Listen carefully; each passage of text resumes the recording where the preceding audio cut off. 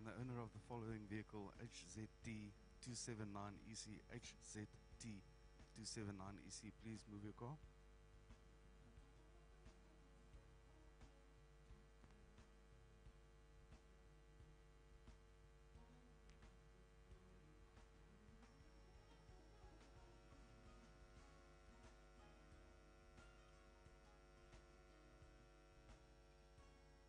Check, check.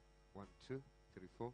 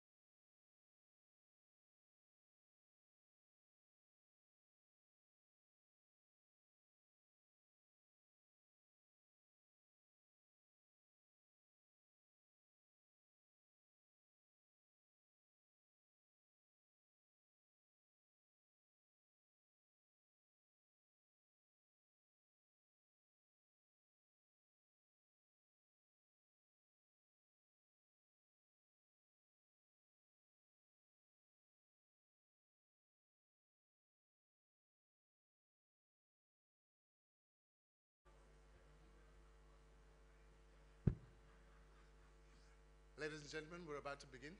If you could be upstanding.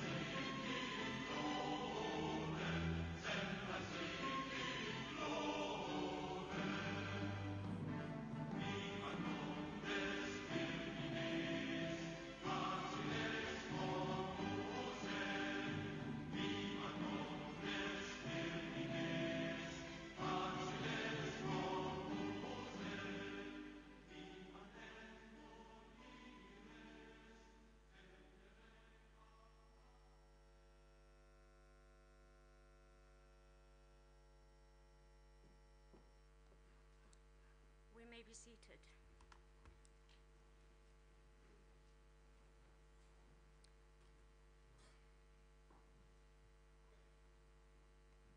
Before we begin officially, may I please request just one verse, and then after the verse, I will call upon Professor Akpan to open the occasion with a brief prayer. One verse, please.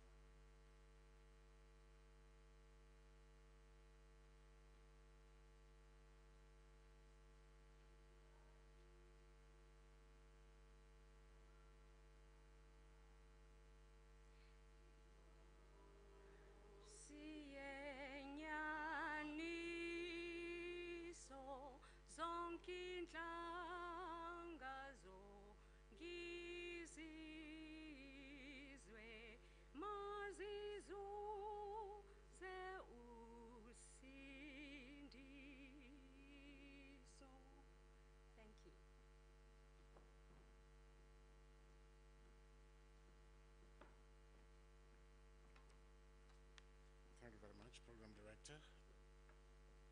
Let us pray. Eternal Father, we thank you this morning for a great opportunity, Lord, to meet, to reflect, and Lord, to listen to the words of wisdom.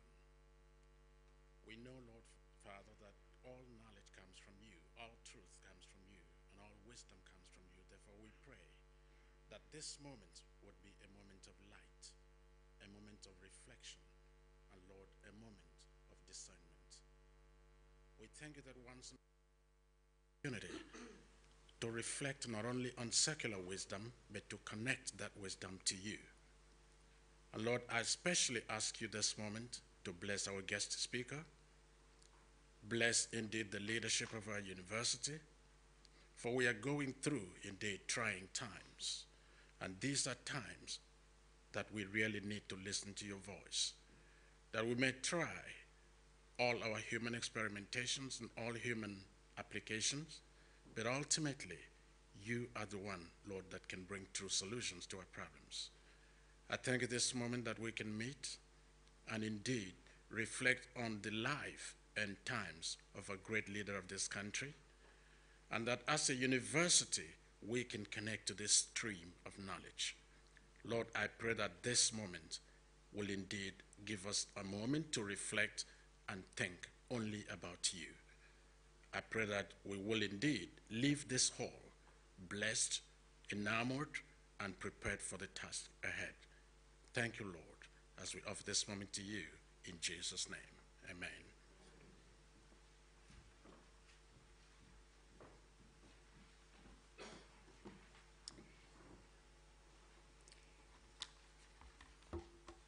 The chairperson of the University of Fort Hare Council, Advocate Thandi Orlane. I am told the traditional leadership, the House of Traditional Leadership, is going to be here. Representatives from the Amatola district. I was also informed that vice-chancellors from the neighboring institutions of higher learning would be here. I was also told that there would be representatives from the Buffalo City Metro, from COCTA, from the ECDC sector, Fort Cox Principal, Lovedale Principal, Office of the Premier, the Raymond Shaba representatives, EMT members, invited guests, academic support staff, and students of this great university. My name is Noluthando Tony, and I will be directing the program this morning. It is my singular honor to welcome and greet Mr. Paulo Jordan, our special guest, who will be properly introduced a little later. Before I invite the Vice-Chancellor of the University of Fort Hare, Professor Buhlungu, to come and officially open the proceedings and also do the welcoming remarks, we're looking forward to that, because maybe after that, Mr. Vice-Chancellor, we will relax a bit, because we appear to be all tense. Okay, maybe after that address, we will be relaxed. Before we do that, I wish to extend special greetings to the family ukubaba khona of Utatomkhulu, Utatu Oliver Tambo. Utatu Tambo is an alumnus of this great university. He is a person who has left an indelible mark on South African politics. He is a man with an impeccable intellectual ability. He is a luminary who, in his lifetime, embarked on a couple of career changes. A man who is described by Mr. Paulo Jordan himself as a leader who led from the front. Mr. Ramaphosa once described Utatu Tambo as an incisive thinker who possessed an intellectual honesty. With those few words, I call upon the Vice-Chancellor of the University of Fort Hare, Professor Sakele Buhlungu, to come and open the proceedings.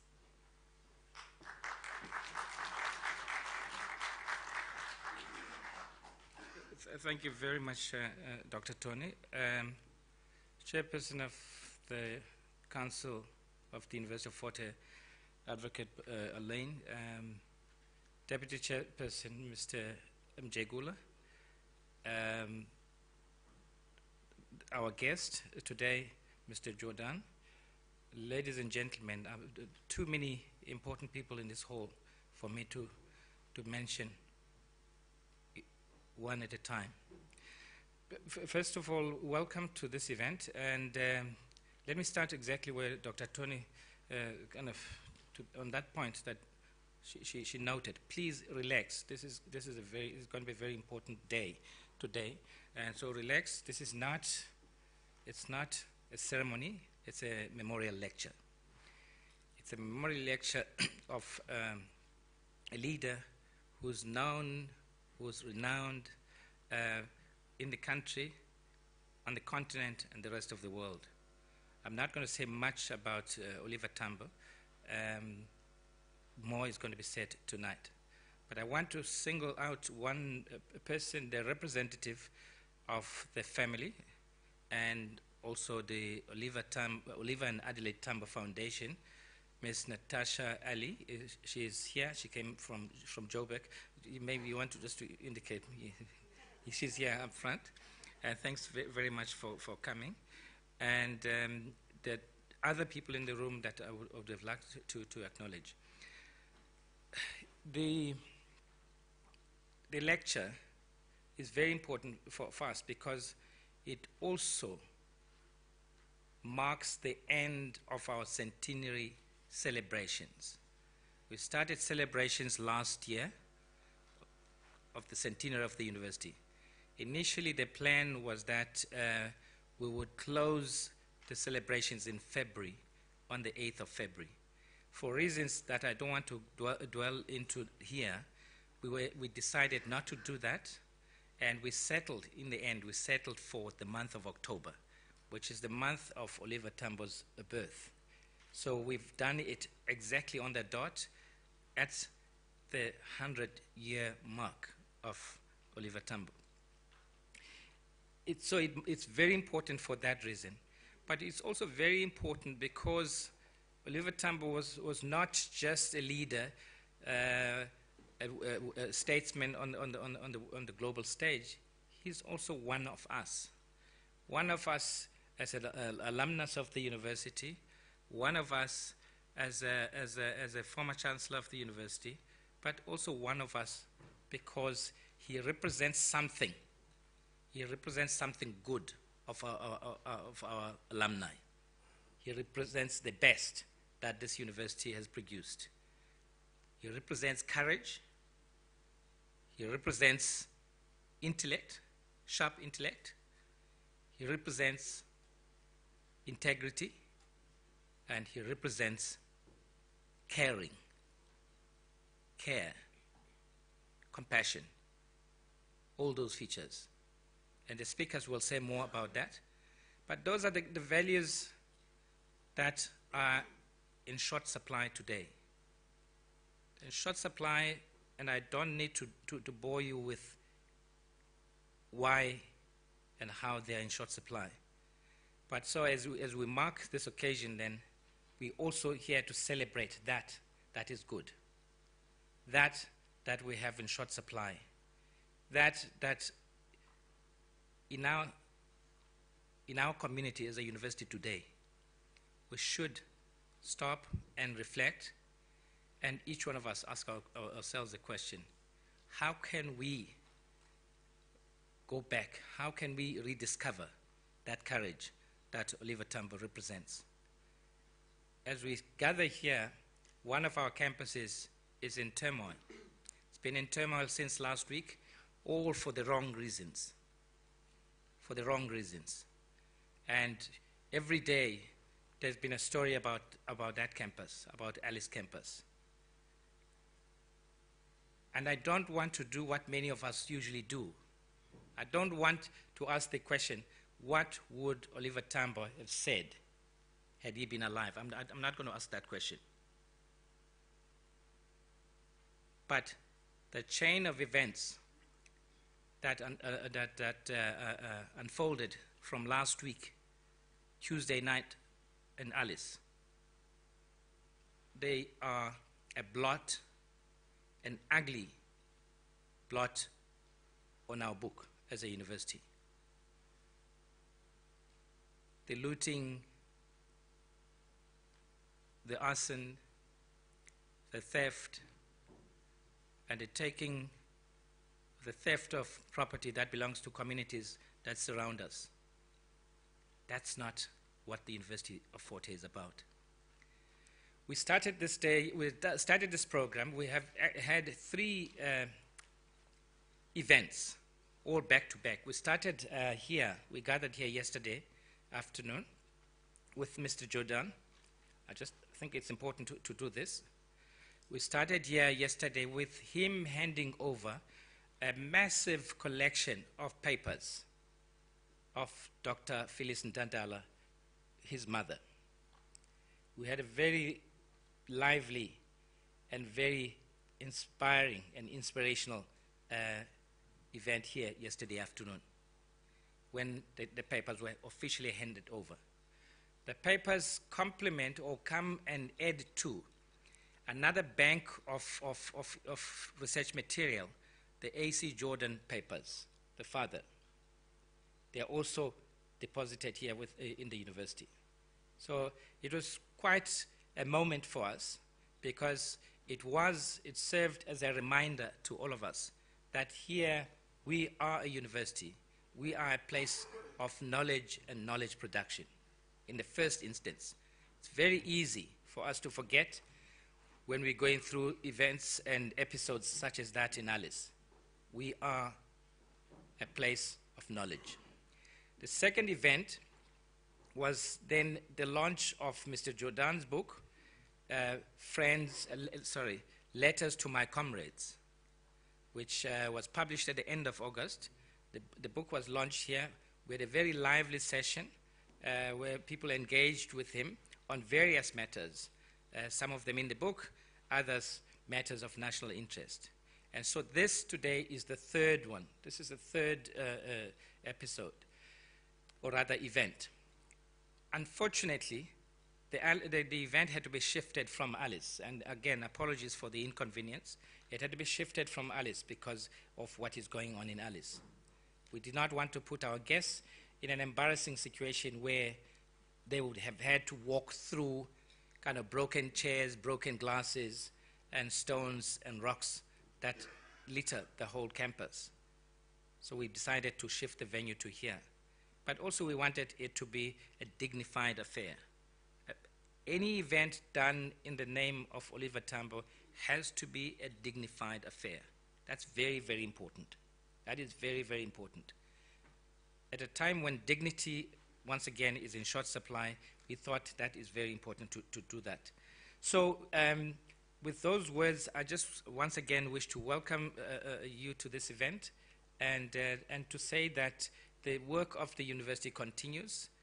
Despite all the hardships that people are talking about, the university is operating. There have been misleading kind of media reports saying that Alice campus has been shut down and that the students have been sent away. There is nothing like that. The university is operating as far as possible. Staff are working on campus. We simply evacuate them every now and then where their lives and safety are in danger. When the students are ready and when the students have made their point, we believe that they've made their point long ago. When they've made their point, they will return to class and we will finish the academic year of 2017. Once again, thank you very much for attending this event and may you enjoy it. I just want to make one point. Ordinarily, when it's memorial lectures of this kind, there's the delivery of the lecture, and then we take it in, and then we go away. Yesterday, with the guest speaker, we deliberated on this, and he felt, some of us also felt so, that in fact, this is a very rare and very special occasion, and that actually it would be wise and desirable for it to be open for a brief moment of questions and interactions, especially because this is a more intimate kind of setup here. And so we will, with his permission, then allow for that at the end of the end of that. It will be a brief one, and the questions will have to be very pointed and address the issues that he will be putting before us. Once again, thank you to Mr. Jordan for agreeing to do this, and thanks to you for attending the event.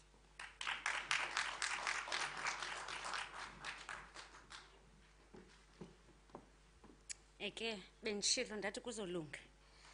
Siyabulela Visi, let's give our Vice-chancellor another round of applause. Colleagues and guests, without any further ado, I am going to request a representative from the O.R. Tambo Foundation Ms. Natasha to come and say a few words.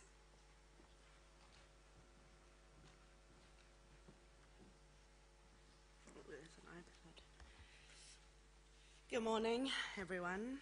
I'm actually considering a career shift if I get to wear a gown every day, so that's exciting. As you were told, my name is Natasha. I'm from the Oliver and Adelaide Tambo Foundation. The mandate of the foundation is to promote and popularize the legacies of Oliver and Adelaide Tambo, who devoted virtually their entire lives to the liberation of South Africa and its people. Never before has this mandate been more important than this year, the centennial year of Oliver Reginald Tambo, the father of our democracy. On the 27th of October 2016, the foundation embarked on the journey of celebrating OR centenary. We began developing projects and events based on the values he espoused and the various passions he held so dearly. This journey has resulted in many partnerships being developed with liberation movement allies and friends of OR. One of these partnerships brought us to Fort Hare in July to discuss the future of food security and agriculture in South Africa. The dialogue, anchored on OR's social justice advocacy and his formidable debating skills, brought us to his alma mater and the beginning of his political journey, the place that changed his life and undoubtedly the trajectory of South Africa forever. Fort Hare represents OR and other great leaders' footprints. These footprints remind us of the importance of education, the value of learning, regardless of obstacles and odds. Learning from OR means learning resilience, hard work, belief in the pursuit of education at all costs, perseverance, and tenacity. Better known for maintaining the unity of the ANC as its president in tough conditions of exile, it is the foundation's wish that OR's values, humility, integrity, passion, commitment, and selflessness will be the legacy of his life and of his centenary. Thank you to the University of Fort Hare for allowing us to be here on this very special occasion. For us, and I'm sure for all of you, every day is the 27th of October, and every day we strive to live the OR way. Thank you.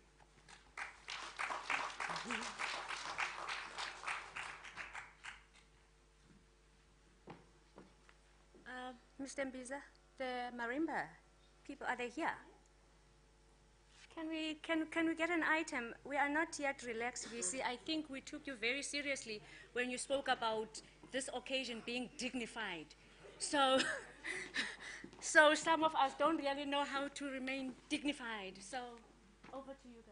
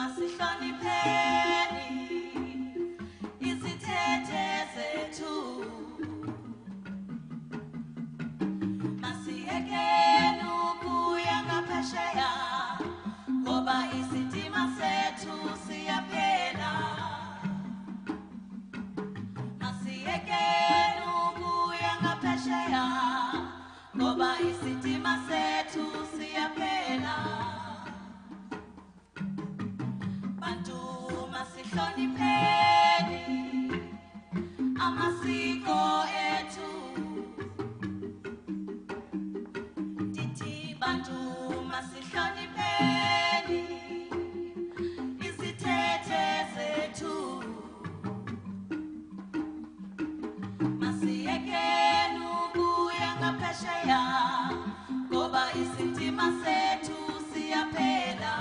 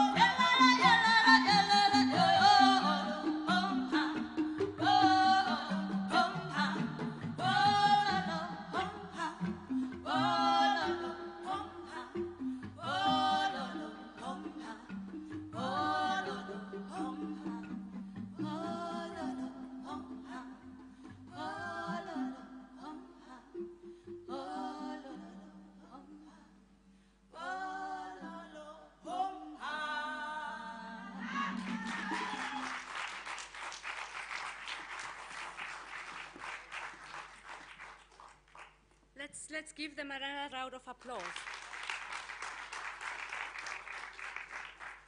Nizivile zanzakwazi bazitsho njani?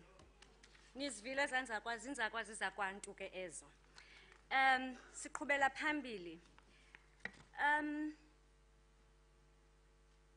I want to thank them for this rendition, and without wasting any time, I'm going to ask the chairperson of council, but I need to explain something.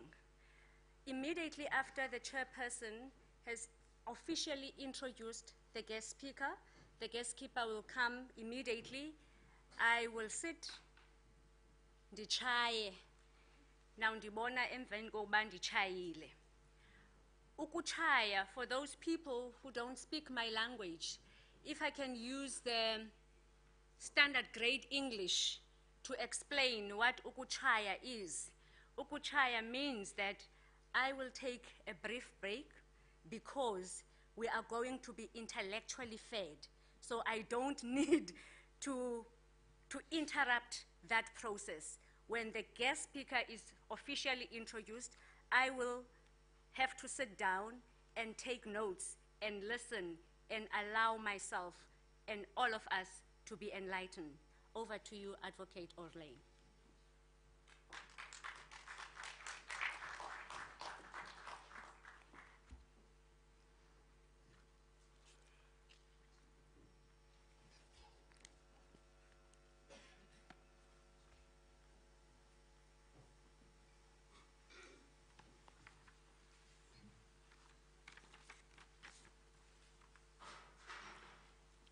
Good morning.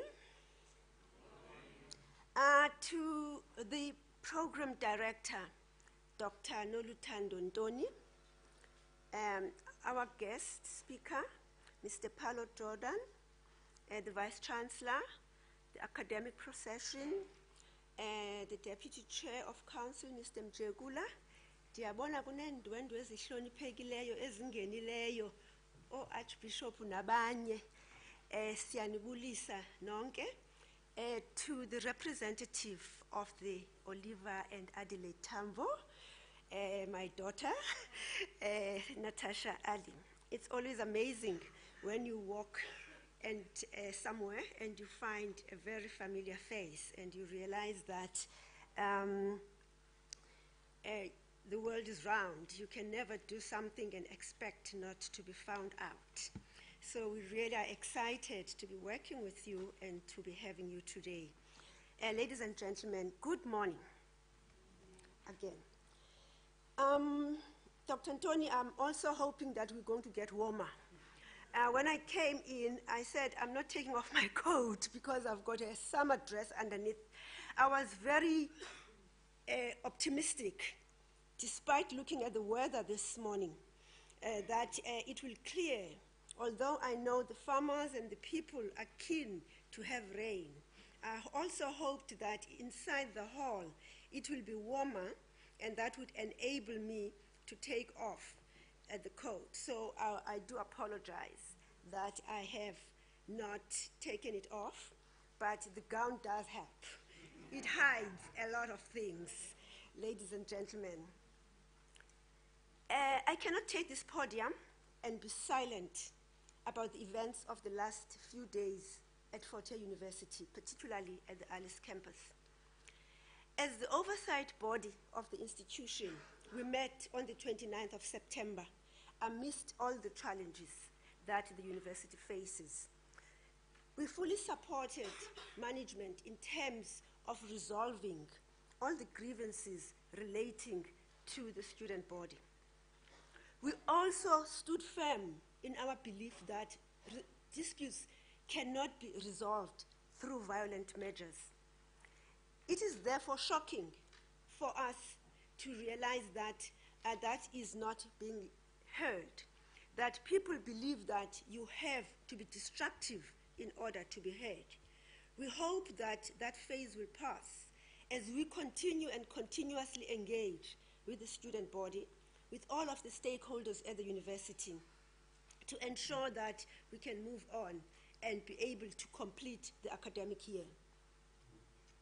As council, and I stand here representing council, I therefore implore everybody, the staff, the workers, the students, to engage with management. A university is a place of engagement. It's a place that has got different views, and we encourage different views, but we don't encourage the destruction of property. When I elected to come and serve at the University of Fort Hare, I came firstly because I'm an alumni, and I'm a proud alumni of the University of Fort Hare. The second reason I came to serve on the Council of Fort Hare is the fact that previously disadvantaged universities remain disadvantaged. More than 90, almost 100% of our student body consists of black South African students who come from deprived environments, who come from rural environments. Therefore, it is incumbent upon us, black intellectuals, to come and serve at this university. Last week, Thursday, the 28th of September, I introduced Chief Justice Mogoeng, who delivered the Bram Fisher lecture presented by the Legal Resources Center. Today, I'm honored to do a citation on Oliver Reginald Tambo and introduce Mr. Paulo Jordan to deliver the O.R. Tambo lecture at the University of Fort Hare. It would have been symbolic and fitting for us to have done this at the Alice campus. When Oliver was here, he was one of the few people. We had no Bishop campus, we had no East London campus. We only had Alice campus. However, due to the events, as the Vice-chancellor has said, we had to move to East London to have this lecture carried out. I always look at the silver lining. And the silver lining for me was, as I looked around this center, the Miriam Makeba, the center of the arts, the center of music, the center where energy, positive energy, should be emanating and emanates. And I realized that who opened this center? It was none other than Minister at the time, Paulo Jordan.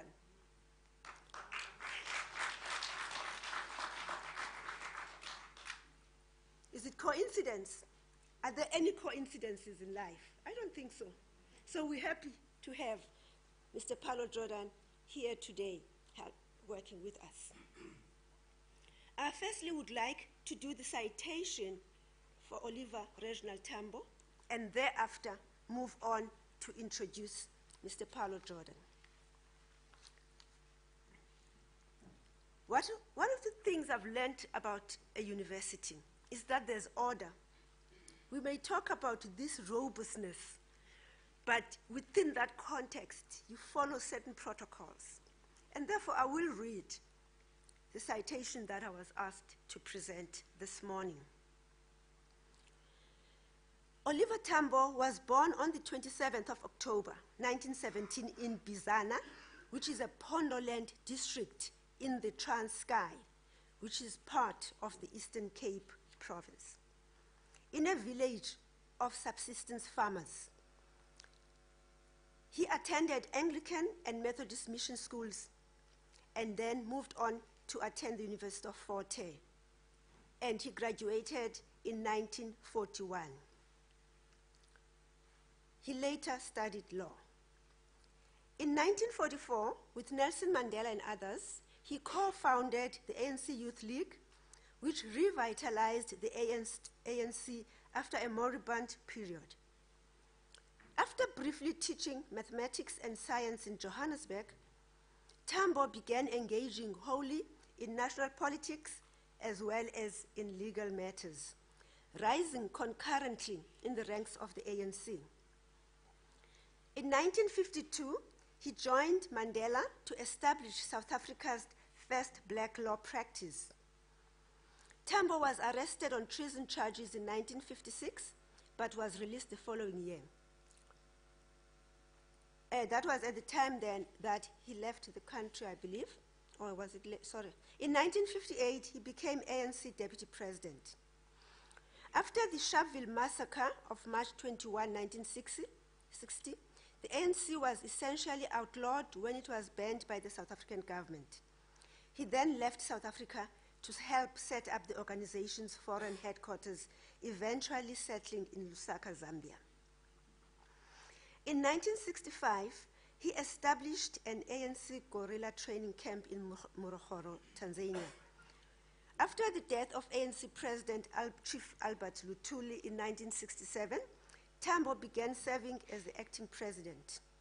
He was officially appointed to the post at the ANC conference in 1969. Tambo's will be remembered for his tenacity in ensuring that the ANC is kept alive and together in exile. By skillfully lobbying throughout the world and attracting the most talented South African exiles, he was able to build the organization into the legitimate voice of black South Africans. Though still in exile through the ANC, Tambo provided the focus for mass politics in South Africa in the late 1970s and throughout the 1980s. As the tide turned against apartheid in the mid-1980s, business leaders and politicians traveled to Lusaka for negotiations with Tambo's team, which further boosted the ANC's prestige. The unexpected unbanning of the ANC by President F.W. de Klerk in February 1990 brought about many changes for Tambo, the party, and the country. Tambo returned to South Africa from exile on the 13th of December 1990 to attend the first full-scale conference of the ANC, including exiles and formerly imprisoned members, in more than 30 years. He also participated in negotiations for the country's new democratic constitution.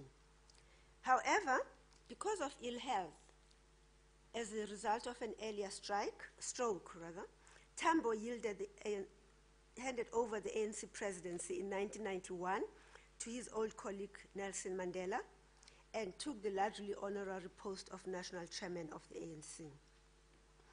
He died on the 24th of April 1993 in Johannesburg. And he was president of the ANC between 1967 and 1991, spending more than 30 years in exile, dating from 1960 to 1990. The 1994 election victory of the ANC can be regarded as attributable as much to the work of Tambo as to that of Nelson Mandela. So that is the citation of Oliver Reginald Tambo. At this point, I would like to introduce our guest speaker, Mr. Paulo Jordan.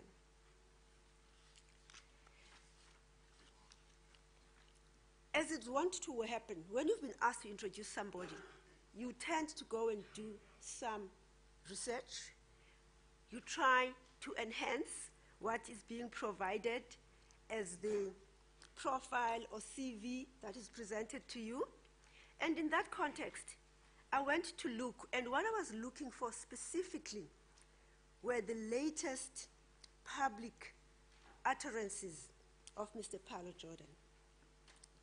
The latest public comments I found were on 702 on 8th January 2017, when Mr. Jordan was reflecting on the legacy of Mr. Joe Slovo. We have missed Paulo's voice. We have missed his reflections and thought-provoking writings.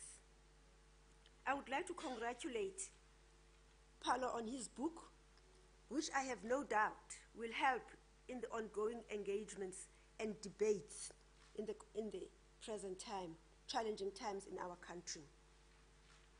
As the son of Dr. A.C. Jordan and Dr. Phyllis Ntantala, we are proud of your association with Fort Hare University. We hope that this marks the beginning of a closer association that will benefit us all at Fort Hare and beyond. I'm aware that people who may have been here yesterday would have listened to the citation of Mr. Jordan, but I believe that it is appropriate and it's important for us to acknowledge our people. It's important for us to make sure that all of us appreciate where people come from and therefore are able to execute and relate and engage on the issues that they are putting forward to us. So in that note, I will read the work that I've been provided for.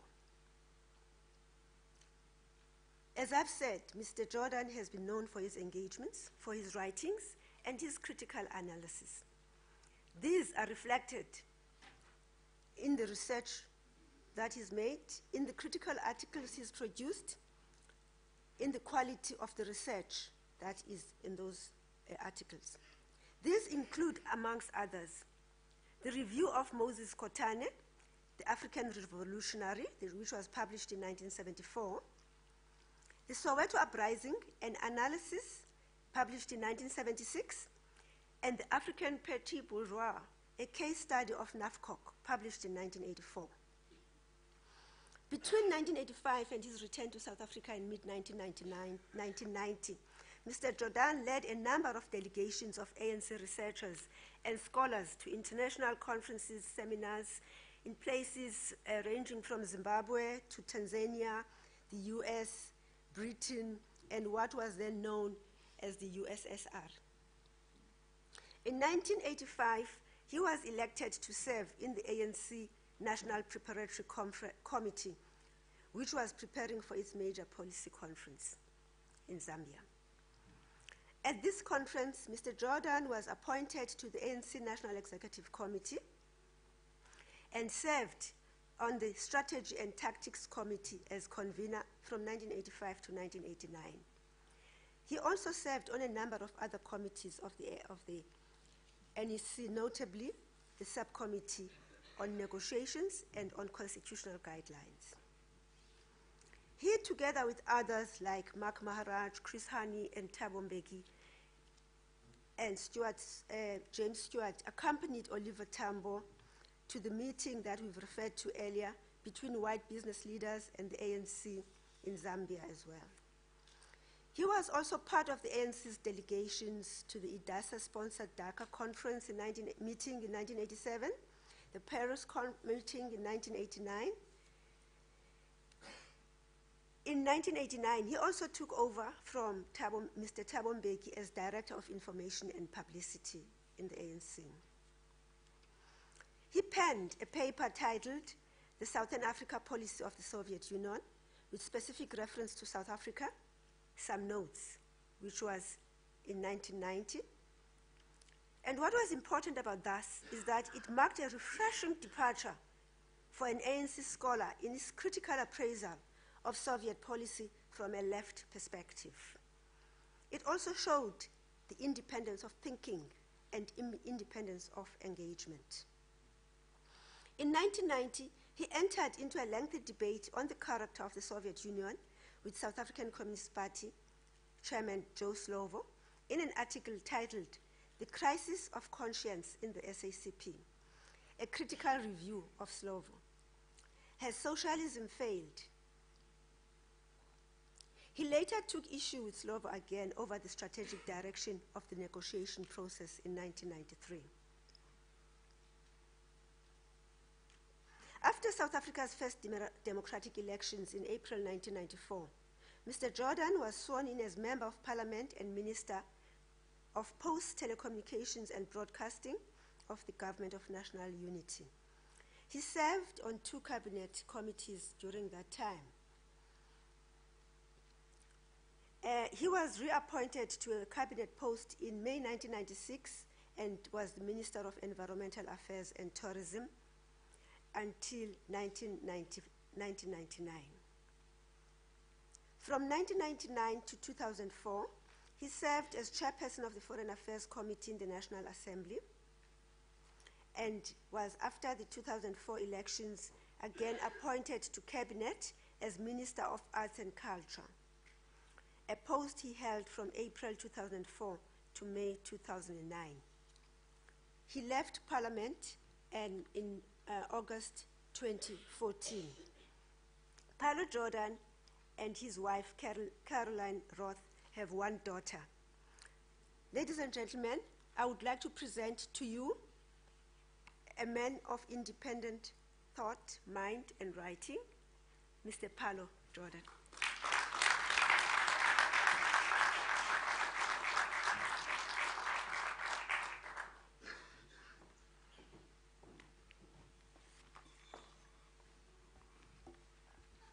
Thank you very much, Chairman of Council.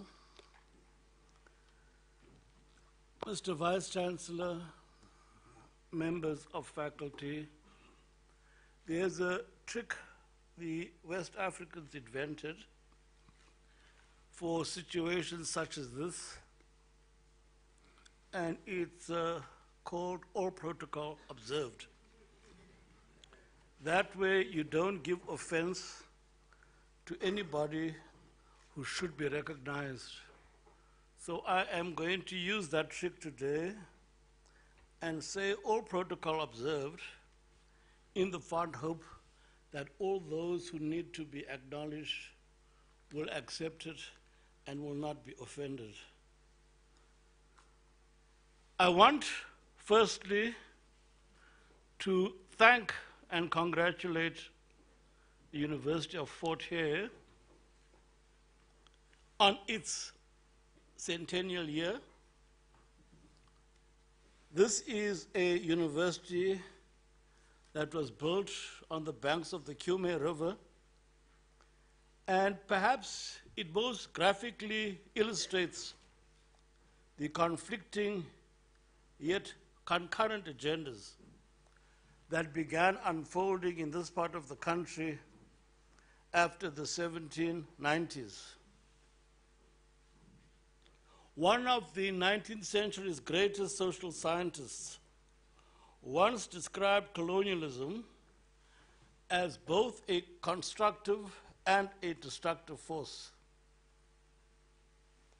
and that its most constructive dimension was how it changed the victims of colonial aggression.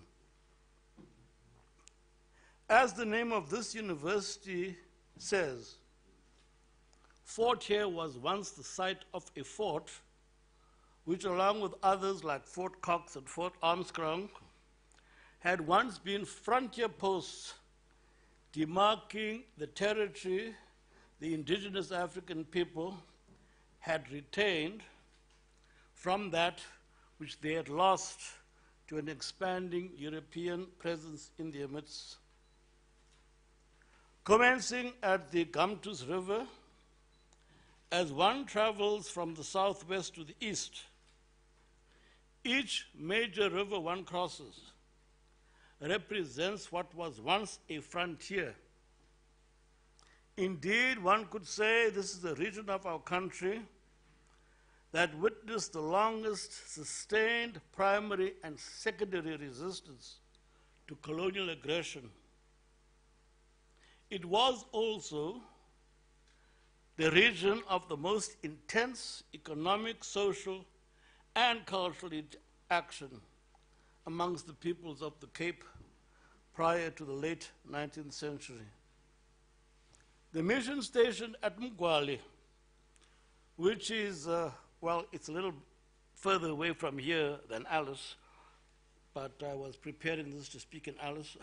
So I said, which is not far away from here, is where the first book in the Xhosa language was printed. And it supplements those complementary agendas of an African Christian community pursuing entree into the modern world and European missionaries, often serving as the reconnoitering party of powerful colonial interests. It's often understated and sometimes even denied, but we must remember that the education institutions first established in this region were joint projects that entailed the African converts and missionaries cooperating in the conception, construction, and management of these. In addition to the land grants on which the institutions were built, the convert communities themselves raised funds which were matched by contributions from the mission churches to build many of these schools. The frontier was thus a site of destruction as well as reconstruction.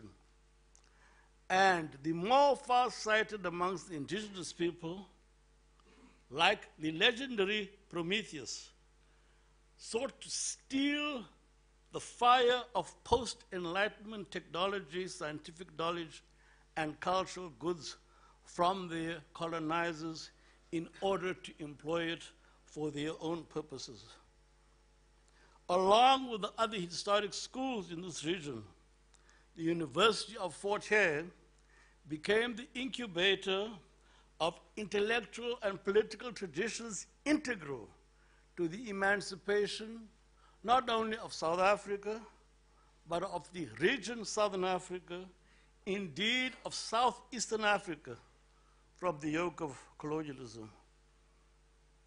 Among the best representatives of that outcome is the man whose life's work we are commemorating today. Born on the 27th of October 1917 in the Mbizana district of Eastern Borderland, at Gauteng, as it's known in Xhosa in the Transkei, Oliver Reginald Tambo began his school years at an Anglican mission station before going to St. Peter's Secondary School in Johannesburg.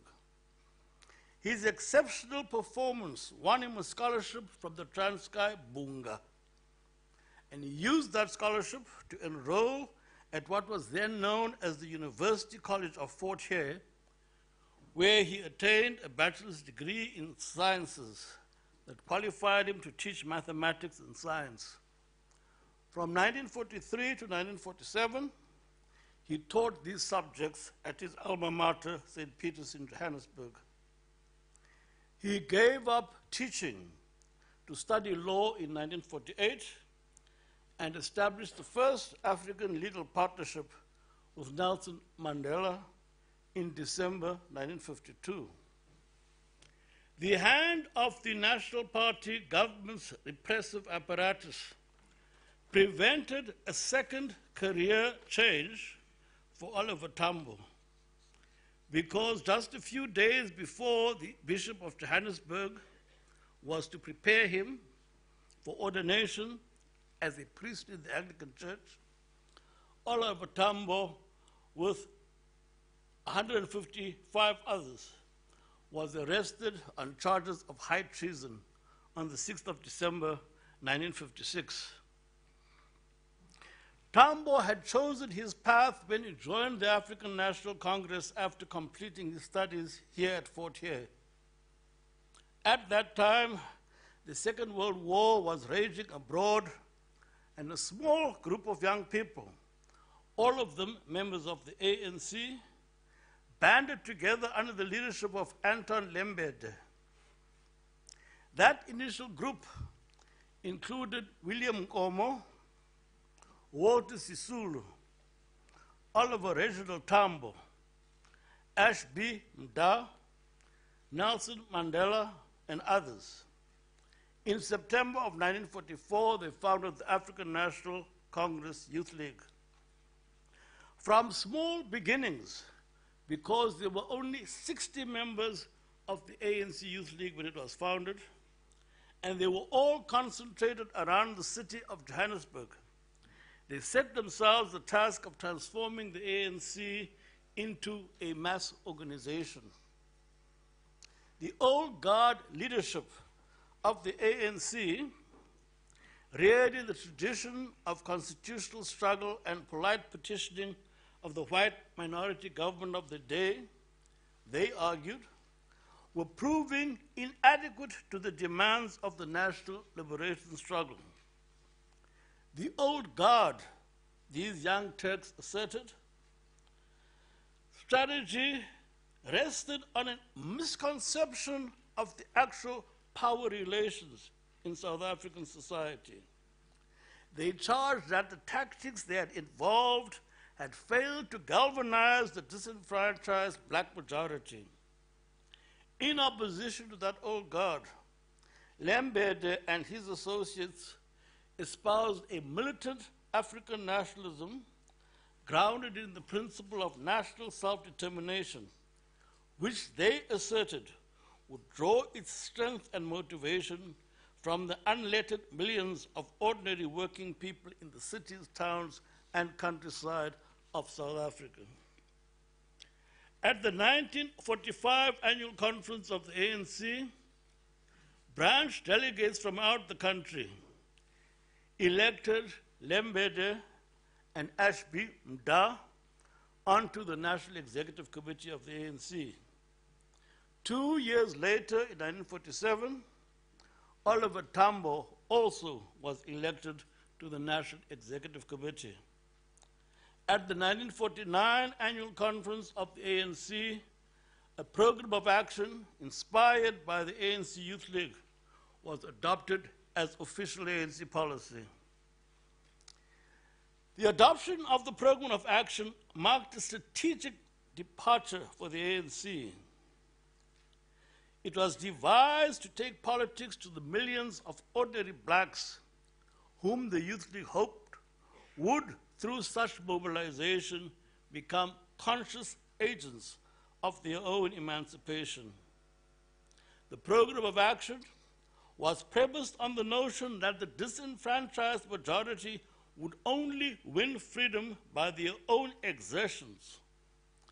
Deceptive policies designed to co-opt the black elite and the violent repression of struggles like the African mine workers' strike of 1946, the ANC Youth League argued, demonstrated that the white minority would not willingly surrender power. It was therefore necessary to devise the means to wrest power from it. The organized strength of the disenfranchised who labored in the factories, on the mines, on the farms, and invariably also served whites as servants in their homes, would be the instrument to attain freedom. It was this group of young people, because they were mostly in their early 30s, and the thousands of branch members whose support they managed to win, who prepared the ANC for the decade of the 1950s, that witnessed nonviolent ANC-led campaigns, strikes, civil disobedience, boycotts, mass demonstrations, and other manifestations. To ensure the implementation of their program of action, the membership of the ANC returned a number of these younger men, among them Oliver Tambo, to the National Executive Committee in 1949. Walter Sisulu, founding member of the ANC Youth League, was elected Secretary General of the ANC, and a man with a reputation for greater militancy, Dr. J.S. Buroka, was elected President of the ANC at the Youth League's initiative. There are interesting tales about that. I'm sure some of them apocryphal, but I'm sure many of them true, which I won't go into today. It was at that same 1949 conference that Nelson Mandela was first elected into the ranks of the ANC. Between its founding in 1912 and 1939, the principal alliance that the ANC leadership had pursued was with the liberals among the white political elite. Of secondary importance were alliances that they built with colored and Indian political elites. Liberals like Jan Hendrik Hofmeyer, then serving in Smuts' United Party cabinet, were also feverishly cultivated in the belief that their strategic positioning close to Smuts would be able to leverage reform. The failure of the liberals to sway white opinion, demonstrated by Smuts' hesitant response to the 1947 Native Commission, so-called Native Laws Commission, chaired by Chief Justice Fagan, totally discredited that strategy. The ANC's 1949 Program of Action signaled the adoption of a strategy that will be reliant on political action by the people themselves. That strategy was first tested during the Defiance Campaign of 1952, when the ANC, in alliance with the South African Indian Congress, mounted a mass civil disobedience campaign. The Defiance Campaign was led by the youth leaguers themselves. Nelson Mandela became volunteer-in-chief, and that Defiance Campaign transformed the ANC into a movement of struggle. It demonstrated the viability of an alliance among the organized bodies of the three oppressed communities. It had also drawn in some white opponents of racism.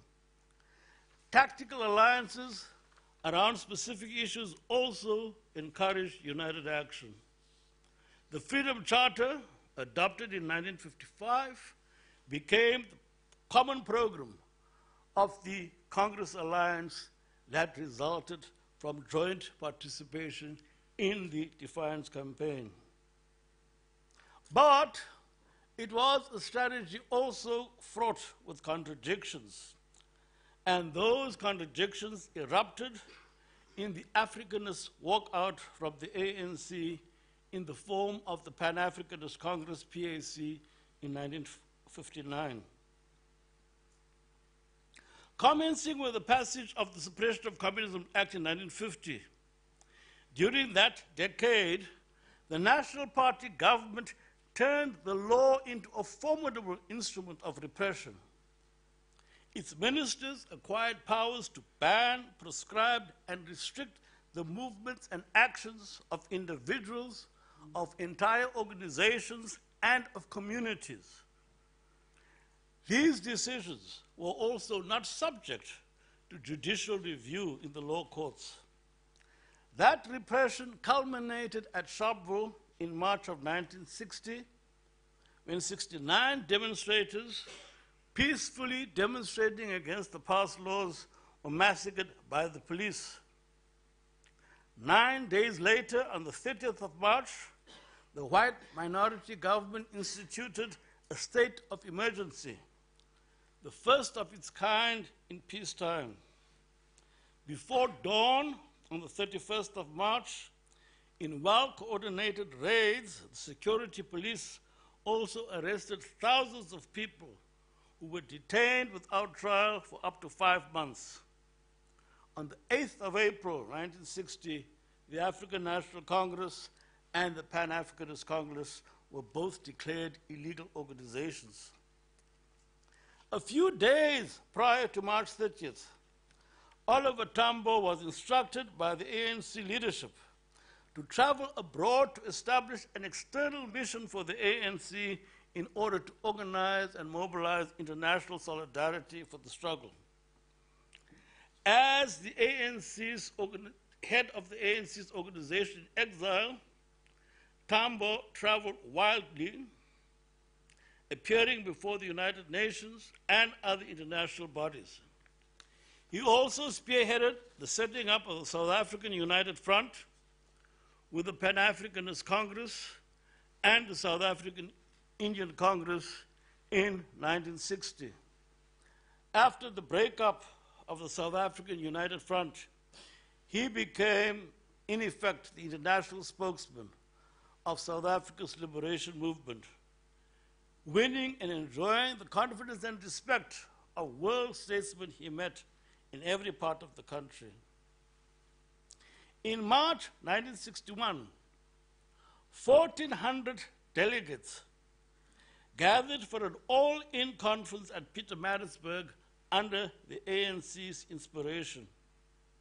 Nelson Mandela delivered an electrifying address in which he challenged the white minority government to convene a national convention representative of all South Africans to thrash out a new constitution based on democratic principles.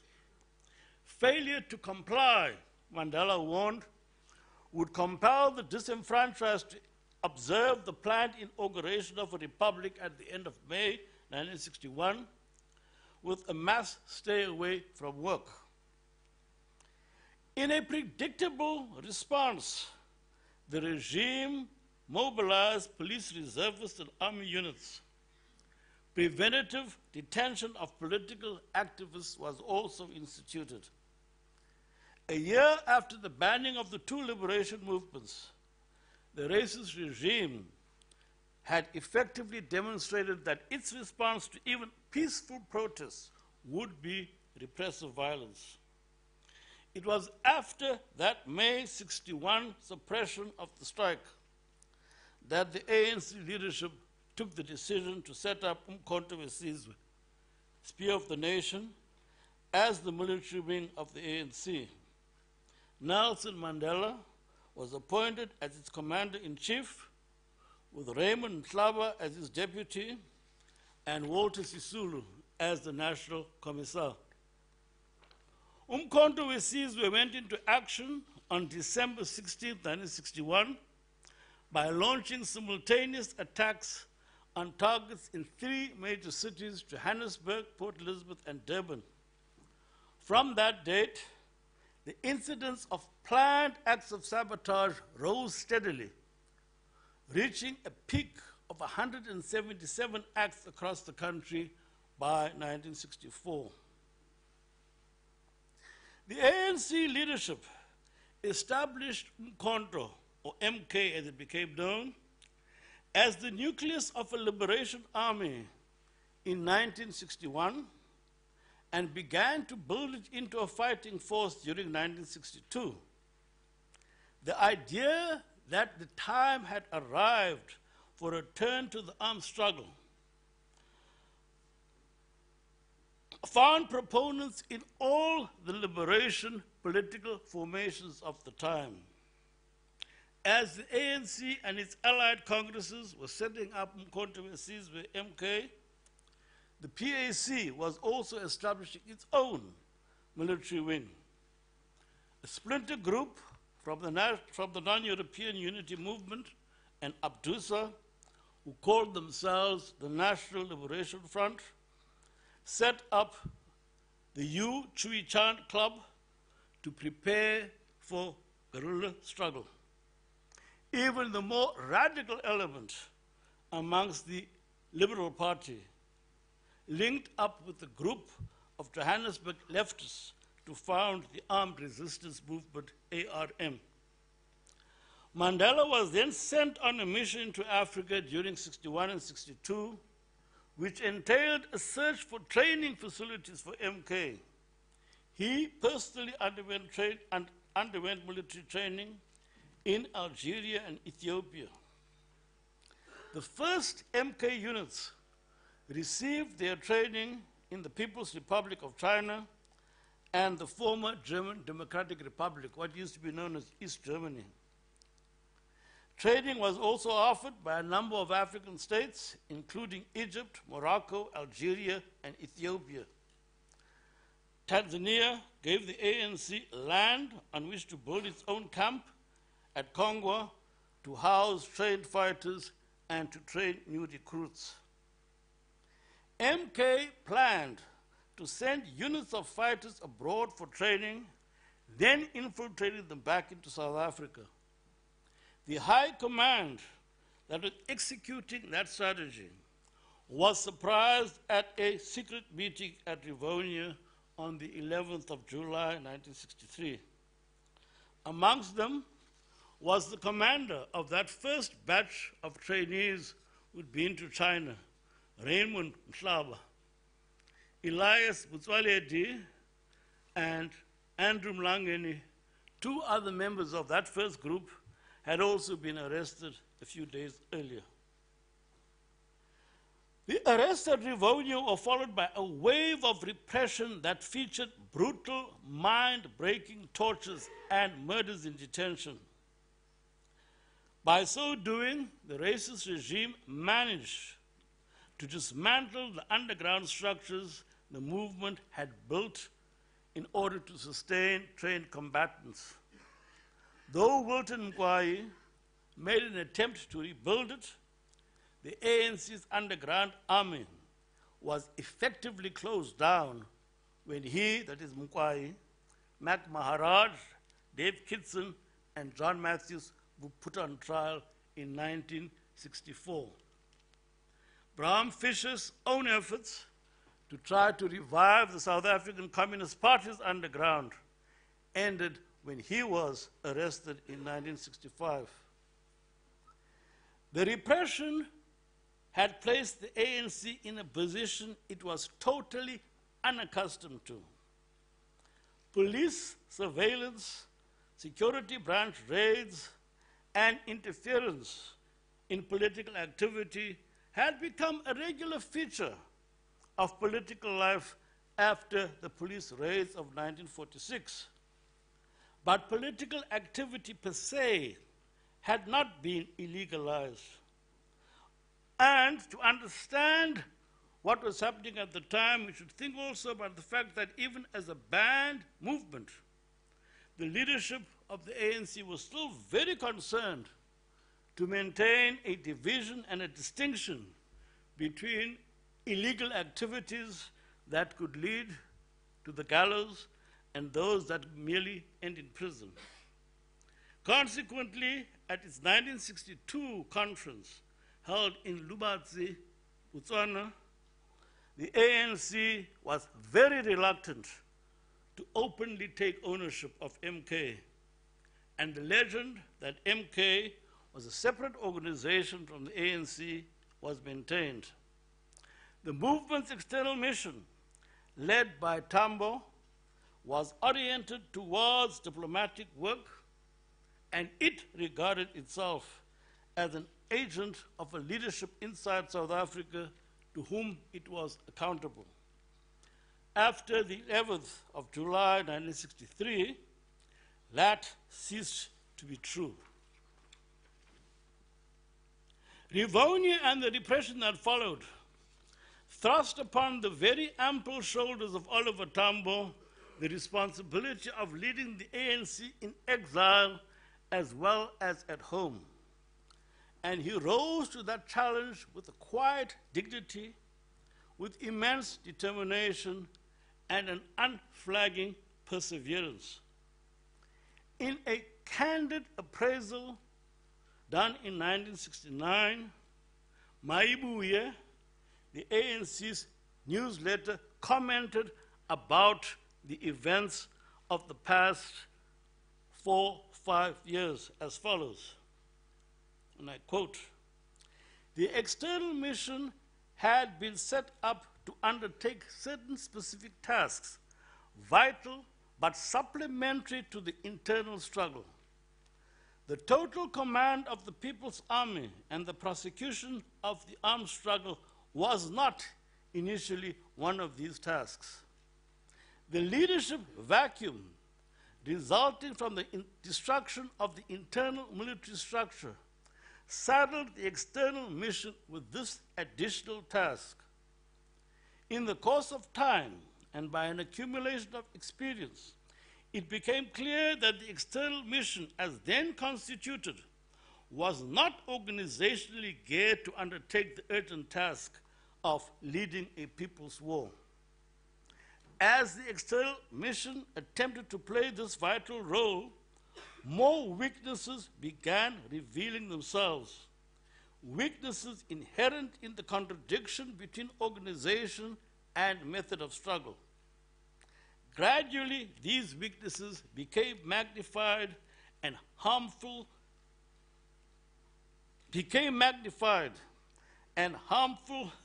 effects affecting discipline and morale, and unhealthy tendencies crept into Congress." Close quote. It was, of course, relatively easy to recognize these basic weaknesses, but addressing those weaknesses would be the greatest challenge that the ANC was to face over the next 2 decades. The post-Rivonia repression had imposed a natural silence on liberation political activity inside South Africa during the mid-1960s. Those militants of the liberation movement who had not been detained or imprisoned were dispersed with no organization or networks to relate to.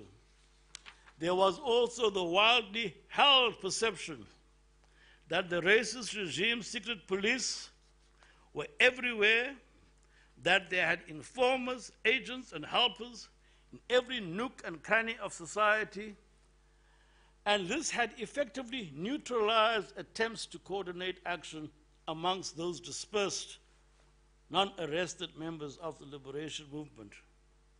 Fear, self-doubt, and demoralization also seem to have taken hold among the people. Oliver Tambo understood the challenge facing him as the leader on whom history had thrust such a solemn responsibility was to stimulate the South African people to reclaim their self-confidence. For its effectiveness, international solidarity would have to play an important, though supplementary role to the revival and reconstruction of the ANC as a political movement with a military capacity operating inside South Africa. As he understood it, the struggle necessarily involved 2 sides. Therefore, grave setbacks like the Rivonia arrests were inevitable, as were temporary reverses, partial victories, and defeats. The struggle consequently has a cyclical feature, with moments of high activity followed by inactivity, moments of high militancy followed by moments of quiescence. The responsibility of the ANC, as Tambo understood it, was to sustain the continuity between the previous phases of the struggle, those unfolding in the present and those to come in the future, by acting as the custodian of the best traditions and political experience of the people in struggle. To rebuild the people's self-confidence required involvement in struggle, because the oppressed people are not in day-to-day confrontation with their oppressors. And unless they resist, continue to resist, fight back, and engage in struggles big and small, they are not likely to rise up. A demoralized people, forever on their knees before their masters, are unlikely to fight and win their freedom. But by fighting small battles for immediate gains, that low morale could, with time, be uplifted, and the solidarity so necessary for revolutionary activity could also be nurtured. There's a paradox in this approach to politics, because Tambo, like his peers in the ANC Youth League, had from the outset of his political career always insisted that the oppressed people must be their own liberators. Yet he also maintained that organization was indispensable as a stimulant of mass activity. And though it is the self-activity of the people that will bring freedom, he recognized they would not spontaneously generate effective political action. The ANC's task, therefore, was to bridge this gap between the potential of the masses and their preparedness for struggle. There is yet another paradox to which he was always alert. The oppressive regime, Tambo understood, necessarily was responded to by a broad movement that drew support from a wide spectrum of social and economic forces. There were people who joined the ANC because they wanted to attain, quote unquote, the same rights as the whites. There were others who sought to secure recognition of and equitable rewards for the skills that they had acquired. There were yet others who supported the liberation movement because it would open the door of opportunities to rise to whatever heights their talents could take them. Entire communities and individuals had lost their lands to racist-inspired land seizures, and they too regarded the movement as the instrument to reclaim those lands. Others sought the restoration of the dignity and grace of African culture. Consequently, the movement counted amongst its supporters members of the middle classes, the working class, the rural poor, aspirant capitalists and entrepreneurs. It contained militant socialists and communists, but it also contained capitalists. There were obvious tensions amongst these components, but they all had to be accommodated if the movement was to be effective. Tambo, perhaps better than many others, understood that it was not possible to suppress and silence the contradictions inherent in such a diverse movement and political constituency. He mastered the art of giving political leadership to a movement by the creative management of these contradictions, permitting open and free debate within the movement's ranks, so that every proposed strategy was weighed and tested in the light of reason.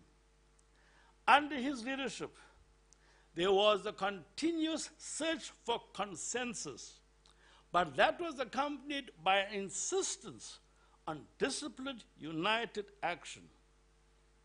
At times, of course, the demands of the armed struggle imposed the harsh disciplines associated with the military.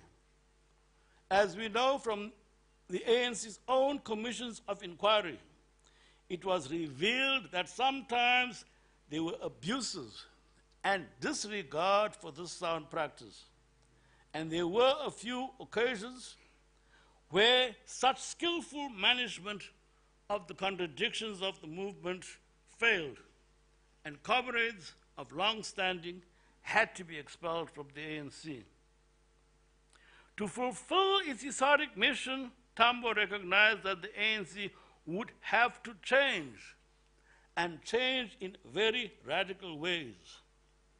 Firstly, the external mission he had been delegated to lead had to change and to be subordinated to the task of reconstructing the ANC as an organized presence inside South Africa. Between 1967 and 1990, the ANC, operating from external headquarters, was called upon to coordinate the operations of its members and supporters who were spread across the globe with activities inside South Africa. The 1969 Morogoro Consultative Conference was convened not only to resolve the frictions that had developed amongst the exile leadership, between the exile leadership and the armed combatants under its command, but also to address a fundamental strategic problem. There was also, at that time, a growing social distance between the leadership of the ANC and its rank and file, and the external orientation of the external mission at that moment was in large measure responsible for the growing social distance between leadership and led. The Morogoro Consultative Conference was the first concerted attempt by the ANC leadership to retrospect and critically examine the movement's experience after July 1963. The conference's conclusion was that the ANC had to be transformed into a movement of all South African revolutionaries, and completely reoriented to the prosecution of the struggle inside South Africa, while complementing such efforts with external support. MK was explicitly and formally acknowledged as the armed wing of the movement. Outside South Africa also, it was recognized that the rationale for the continued existence of its alliance partners had become irrelevant. So the Congress alliance activists were all absorbed into the external mission of the ANC. The Morogoro Conference entailed the recognition and acceptance of a number of errors and tactical mistakes committed in the construction of the external mission and in the conduct of the movement internally after the ANC had been banned. Tambo's readiness to grasp the nettle of self-criticism and rigorous introspection was one of the qualities that endeared him to the rank and file of MK. A revolutionary council, the RC, under the chairmanship of Oliver Tambo was created, and it included amongst its members comrades drawn from the other congresses allied to the ANC since 1955. The RC, therefore, effectively superseded the Congress alliance and formalized the alliance between the ANC and the South African Communist Party. Both organizations specifically undertook to actively prosecute the struggle inside South Africa and to reorient the entire movement to focus on internal reconstruction. The decision to open the membership of the ANC to all South African revolutionaries, irrespective of race, proved to be the most contentious of those decisions. More importantly, though, the ANC emerged from Morogoro with a coherent strategy comprising the following elements: making the ANC an organized presence amongst the people of South Africa, while generalizing amongst them an appreciation that revolutionary violence was not only necessary, but could be successfully deployed against what appeared to be a very formidable enemy. Secondly, inspiring self-organization through every form of mass organization for active engagement in the struggle to overthrow the apartheid regime. Third, stimulating amongst the people an understanding that without their active support and protection, the armed cadres of the movement could not hope to survive in the country. And thirdly, creating secure lines of communication between units on the ground and the leadership for purposes of intelligence, counterintelligence, and propaganda. To succeed, the conference concluded, the armed liberation struggle will have to be built on 4 interdependent pillars. The first of these was an effective ANC underground organization capable of galvanizing the people. Such an underground could in turn stimulate mass political organization and mobilization to create an environment in which the armed action taken by MK could be effectively conducted by militants who would enjoy the support and protection of the people. The last pillar was international solidarity, to isolate the racist regime from possible sources of support in the world community while mobilizing material and moral support for the forces of liberation. The strategy embraced in '69 required also a de-emphasis of the military aspects of the struggle and far greater attention to grassroots matters around which small-scale and ever-widening struggles could be waged. A reconstituted ANC underground itself would have to refocus by transforming itself into a tribune of the people, capable of offering leadership and coordination of local struggles so that these struggles could assume national dimensions. The establishment of a military wing of the ANC-led alliance arose after agonizing debate within the leadership struggle. Many were not convinced that it was necessary. There were amongst the leadership of the liberation movement and the congresses, like the South African Indian Congress, people who were committed Gandhiists. There was also the ANC's own non-violent tradition, which was not easy to discard.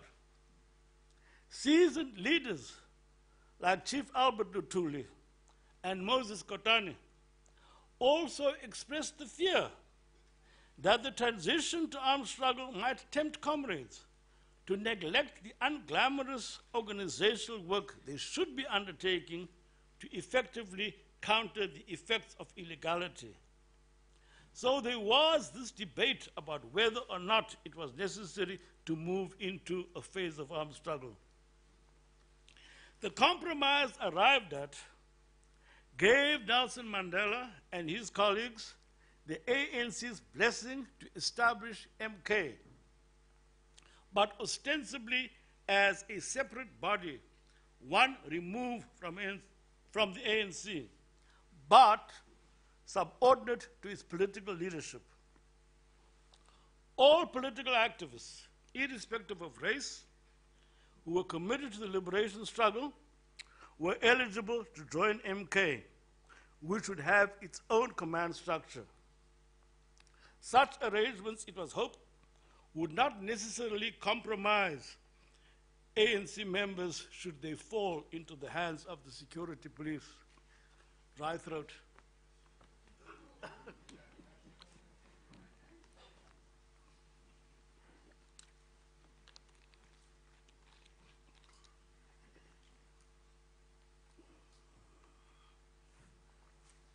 The African continent had experienced 4 modern liberation wars during the 20th century. In 1936, fascist Italy had invaded Ethiopia, but the Ethiopian people did not meekly submit to that invasion. Though Mussolini's well-armed troops easily overwhelmed the pre-modern Ethiopian forces in conventional battles and were able to seize the capital and impose their colonial administration, they were always harried and under constant threat from Ethiopian guerrillas operating from the hills. Consequently, when the Allied troops arrived in Ethiopia in 1941, they found that the occupied country was friendly disposed towards them because of the indigenous resistance. In 1952, Kenya's Land and Freedom Army, caricatured as the Mau Mau by the psychological operations strategists of the British Empire, led the Kikuyu peasants in an armed uprising, but that was ruthlessly crushed. A similar attempt to seize independence from France by the Union of the People of the Cameroon met with the same fate. Consequently, the successful Algerian armed struggle earned the leadership of the National Liberation Front tremendous prestige amongst freedom fighters throughout the world.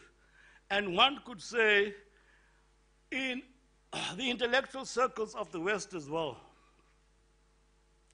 In discussions with the Algerian leadership while he was undergoing training, they advised Mandela that based on their own experience, it was unlikely that the ANC would defeat the apartheid regime militarily.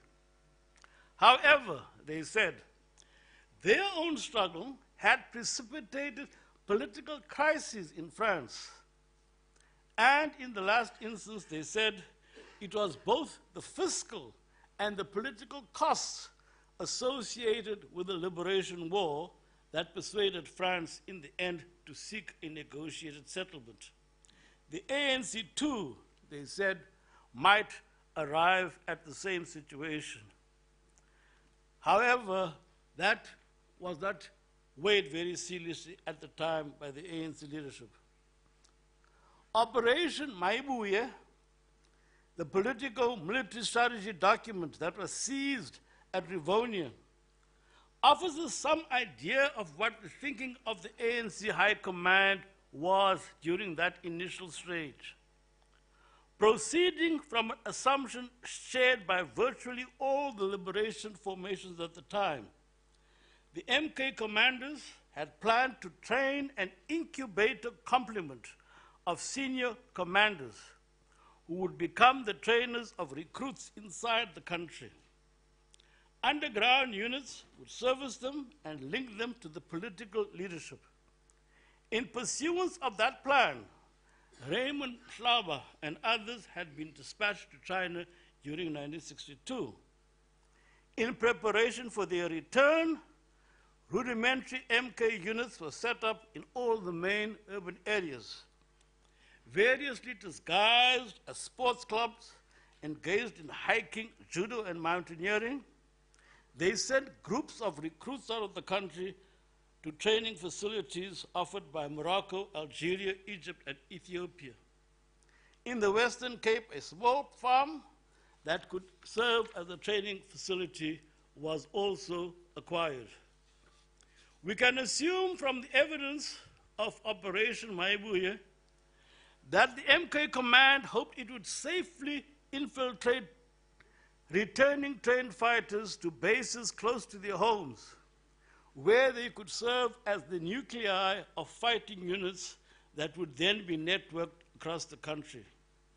Rural areas like the Transkei, Rustenburg, Zeerust, and Libua that had experienced armed rebellions during the 1950s were deliberately targeted for recruits in anticipation that these areas could serve as future guerrilla bases.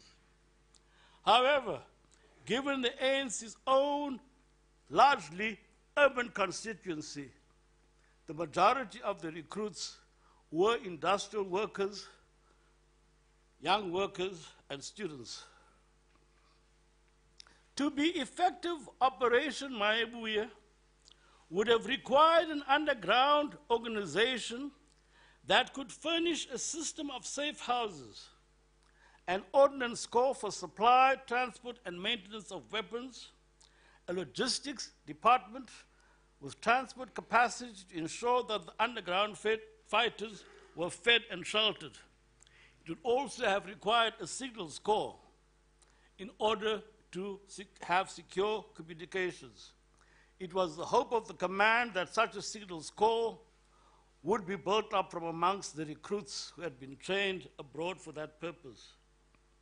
There's evidence that the plan for the creation of these was well in hand by 1963, but the inconclusive discussions at Lilliesleaf Farm in Rivonia suggest that some amongst the MK command considered Operation Maibuye over-ambitious and beyond MK and the ANC's capacity at the time. The raid on Rivonia on 11th July made all that academic.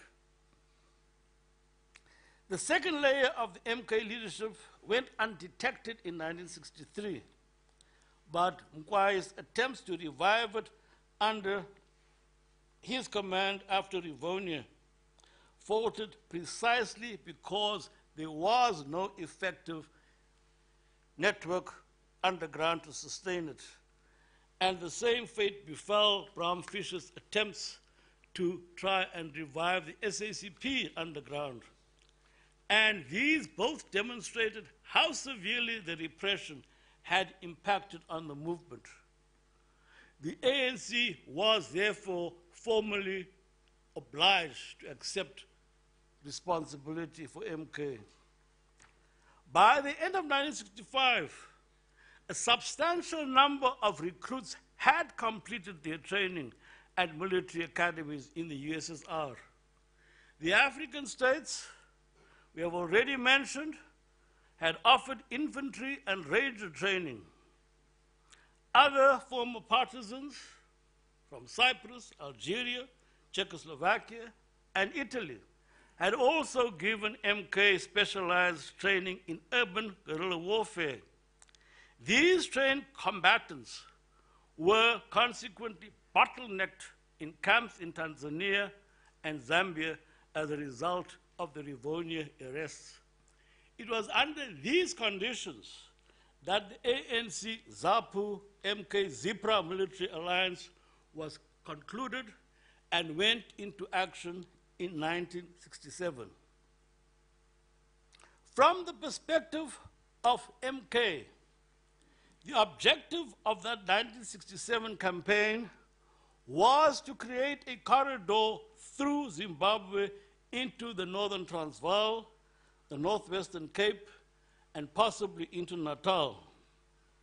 So after splitting into two columns, one headed eastwards towards the Zimbabwean interior, the other west towards what was known as Matabele land, where ZAPU had a long-standing presence, the MK combatants went into action.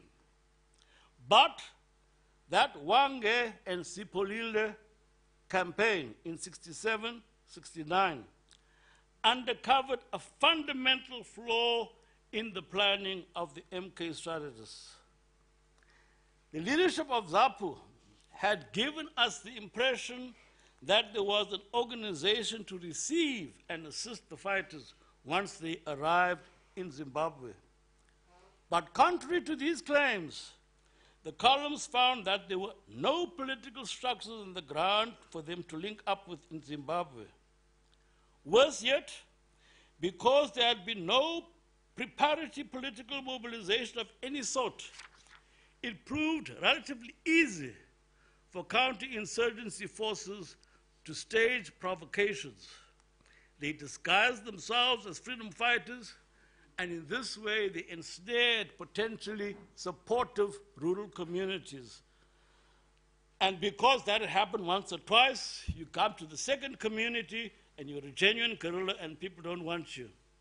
And in this fashion, they sowed a great deal of confusion amongst the people in the Matabele land region. Even worse, they used to attack villages disguised as guerrillas, and in this way, of course, alienated those communities from genuine freedom fighters. MK's baptism in fire during those campaigns was consequently an object lesson that underscored the importance of the strategy that emerged from that Morogoro conference. Von Clausewitz, the theorist of war, tells us that war is not an independent phenomenon, but a continuation of politics using different means. He goes further and underscores that war is not merely a political act, but a real political instrument, a continuation of political intercourse, carrying out the same by other means. Proceeding from these premises, the experience of the campaigns waged in Zimbabwe called attention to the ANC's principal weakness: the regime's success in dismantling the organization inside South Africa and consequently being able to promote its own project of displacing the modernist national political formations with ethnic parties integrated into its Bantustan homeland scheme. Reconstructing a national movement would therefore require negotiating the shores and reefs of the homeland policy on the one hand, without compromising the ANC's own historic objective of inspiring and articulating a national vision. and at the same time trying to build the unity amongst the African people without necessarily earning them new enemies amongst the so-called homeland leaders. Rebuilding the movement as an organized presence had therefore to take account of a number of new realities. First amongst these was how the regime had closed down the legal space for opposition. In addition to banning the ANC and PAC in 1960, the regime had banned the Congress of Democrats in 1962. In 1965, it passed the so-called Political Interference Act, which banned all political formations that accepted both whites and blacks as members. That compelled the Liberal Party to disband. The Progressive Party of Helen Suzman chose to expel its colored and Indian members in order to safeguard its own legality. The arbitrary powers of the security police were also greatly extended, with provisions for detention up to 180 days that could be renewed at the discretion of the security police. Despite this, by the late 1960s, black students at a number of campuses had seceded from the National Union of South African Students, NUSAS, and from the Student Christian Movement to found the South African Students' Organization, SASO, seizing the opportunity offered by their relative freedom on campuses to extend the political space for opposition. After an unprecedented level of strike activity amongst African workers in Natal during 1972 and 73, the self-organization of semi-skilled black workers also slowly revived. During that first decade of the 1970s, a thaw initiated by the black students and by black workers was in fact taking place inside the country. And ironically, the apartheid regime's own Bantustan project was also generating interesting contradictions. In order to lend dignity and a hint of credibility to its homeland scheme, the apartheid regime had encouraged the formation of political parties that would contest elections in these homelands. At the same time, however, it tried to make sure that each homeland's legislature was so structured that they would become the instruments of traditional leaders. But even this limited political space could be exploited by anti-apartheid forces. Thus, when Kaiser Matanzima, who was probably the most ambitious amongst the homeland leaders at the time, proceeded taking the first step towards so-called independence, his Transkei National Party conducted elections, but they lost the popular vote. And those elections themselves were conducted under a state of emergency. Yet they lost the popular vote. One of the first steps that the Matanzima government took after having become a government of a homeland was to detain the leaders of the Democratic Party that had humiliated them in those elections. In Natal, the Prime Minister of the KwaZulu homeland, Prince Mangosuthu Buthelezi, used the KwaZulu homeland as a platform for voicing his opposition to the racist policies of the apartheid regime. And in later years, in the Kangwane homeland, a so-called commoner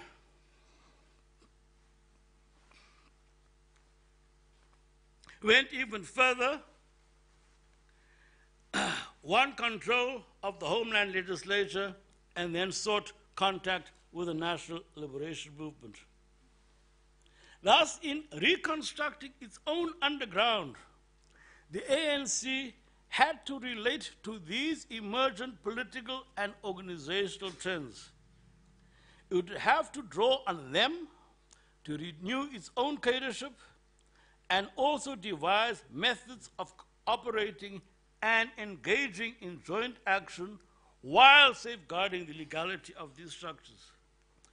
For the ANC, that decade therefore entailed engaging with all the various forces committed to liberation.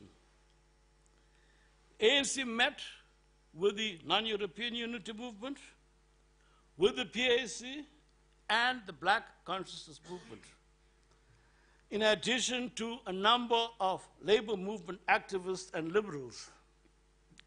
In all these encounters, Oliver Tambo stressed that the important aspect was active involvement in united action on the ground inside South Africa, rather than wordy documents proclaiming unity.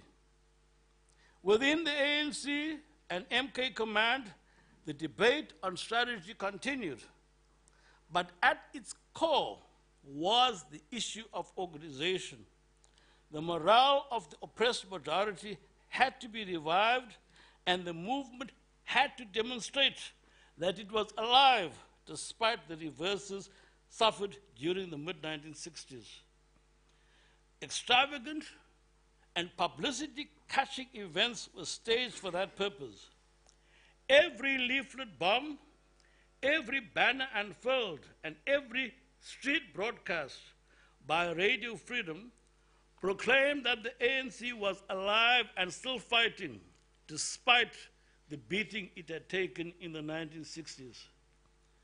Operating from clandestine bases in neighboring states like Lesotho, Swaziland, and Botswana, ANC operatives and MK guerrillas slowly built up the networks of contacts that over time were converted into solid components of an underground organization.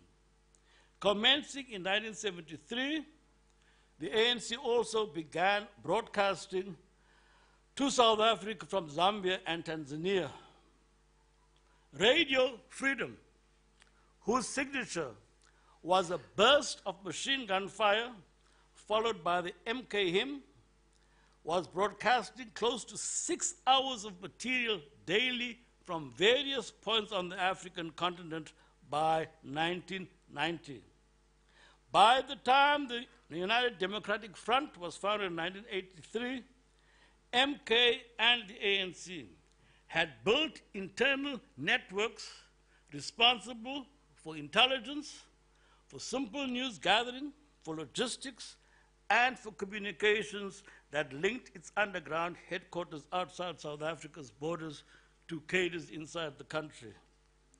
The ANC's call to make South Africa ungovernable in 1985 met with a positive response because the movement had by that time re-established its authority amongst those fighting for freedom. The defiant unfurling of the ANC flag at public demonstrations attests to its wide acceptance as the banner of freedom. By 1987, the leadership felt sufficient confidence in these structures to inject a leadership core into the country under the rubric of Operation Maibuye.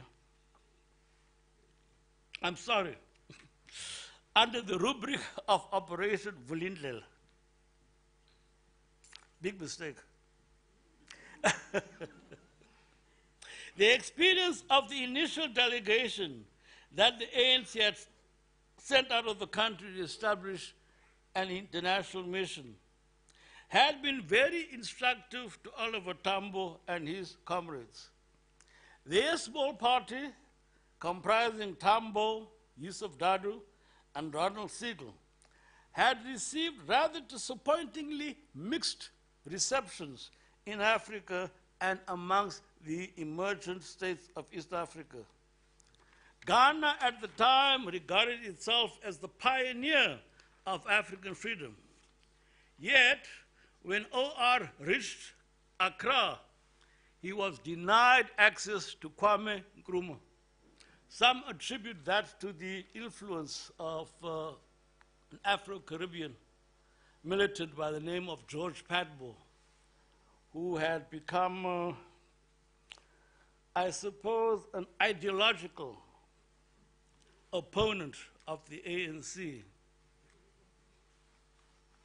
But even in the countries close to us, in Zambia and then Tanganyika, which became Tanzania after January '64, the parties leading the charge in the independence struggle had, in their own turns, broken with their local ANC, and consequently looked upon the PAC, whose experience superficially resembled theirs, more favorably than the ANC.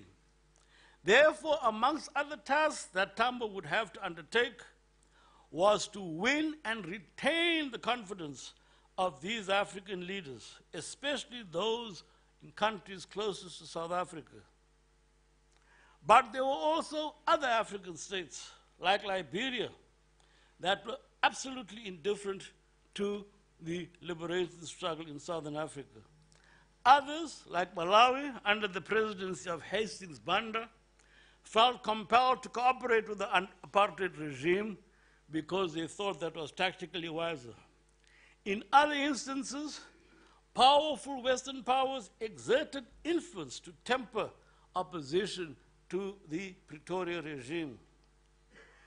He had also encountered different types of problems in setting up a South African United Front of Liberation movements. Like the ANC, the PAC had also established an external mission led by two members of its National Executive Committee, Peter Mulutsi and Nana Mahomo. In age and rank, even within their own organization, Mulutsi and Mahomo were Oliver Tambo's juniors. By January '61, the South African United Front, to which both the ANC and the PAC had adhered, was actively campaigning in independent Africa and amongst other United Nations member states willing to lend an ear. The Southwest African National Union, led by Jarire Tundu Kozongwizi, also worked closely with the United Front because Namibia was then still a South African colony. Operating from offices in Cairo, Accra, London, Dar es Salaam, and Rabat, the South African United Front mounted a successful day march among Commonwealth countries to have South Africa expelled from that body in 1961. But tension arose within the United Front after that initial success. By 1962, it had broken up and the two movements went their separate ways. The ANC was much more successful in winning support amongst grassroots bodies in Britain. In 1959, responding to a call made by the ANC President, Chief Albert Luthuli, a Boycott South Africa committee had been established amongst African and Caribbean residents of Britain. Campaigning steadily amongst Labour Party clubs, student bodies, and amongst conscientious liberals, they were able to grow the support base of that committee. South African students and other South Africans who left the country during the 1950s reinforced the efforts of that small group. By March 1960, in fact, 5 days before the Sharpeville massacre, that Boycott South Africa committee adopted a resolution to set up an anti-apartheid movement in Britain, not only to campaign to boycott South African goods, but also to mobilize support for the liberation movement. The British anti-apartheid movement consequently became the first among what would become a growing international solidarity movement. The Sharpeville massacre of 21st March underscored the urgency of the deteriorating situation in South Africa. Sorry.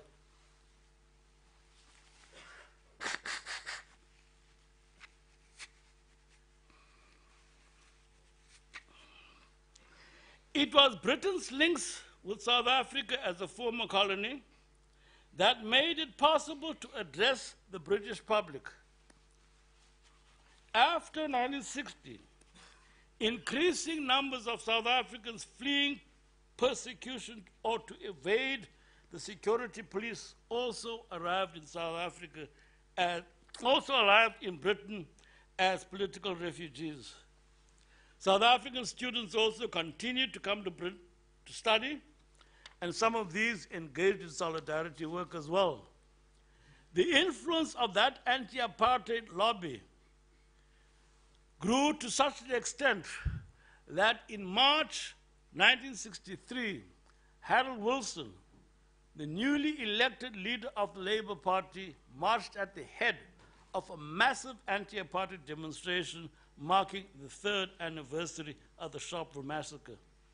And though the government of Britain was amongst the last to impose sanctions on apartheid South Africa, after 1963, no British politician could ignore that anti-apartheid lobby.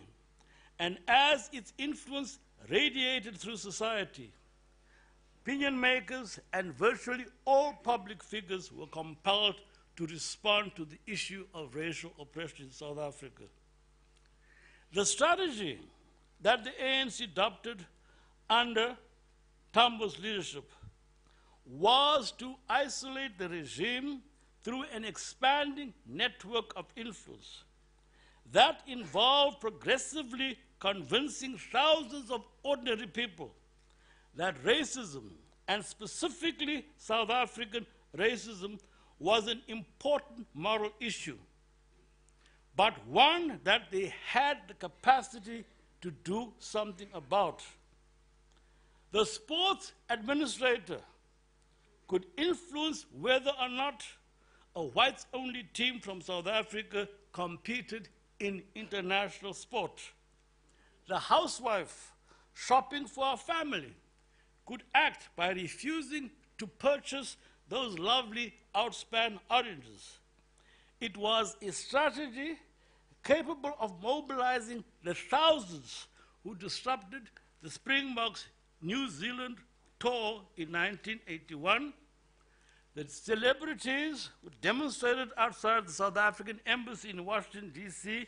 in 1984, and the European parliaments, where parliamentarians established their own anti-apartheid network during the 1990s. The cumulative effect of all these small actions in time persuaded a number of Western politicians that their own constituents demanded action against apartheid. The role of the African American church in the human rights struggle in the United States also had a very positive influence on the international ecumenical movement. The World Council of Churches initiated its own anti-racism program in 1969 with an inevitable focus on South Africa. A multifaceted relationship with intergovernmental organizations like the OAU, the UN, the ILO, with non-governmental organizations, political parties, and individual statesmen, facilitated the ANC's influence spreading well beyond its immediate milieu. And through that, the ANC earned the respect of international bodies, statesmen, and governments, and that owed a great deal to the conduct and the stature of its leader, Oliver Tambo, over 20 years. By the mid-80s, international solidarity sustained a host of ANC institutions in addition to providing the food, clothes, and other essentials for its personnel in exile. Scandinavian funds sustained the Solomon Mahlangu Freedom College in Tanzania. Dutch non-governmental organizations sent canned goods and Dutch army surplus to MK camps.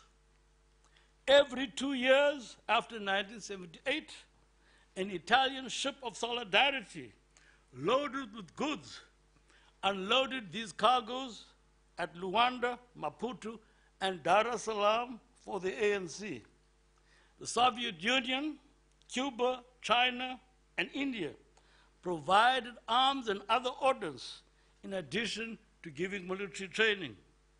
Volunteers from a number of English-speaking countries and the Netherlands actively participated in the ANC underground and assisted MK. Funds raised in the US and Europe also helped to sustain alternative media associated with the democratic movement inside South Africa. So all in all, one could say that the campaign for international solidarity was marking up very important victories.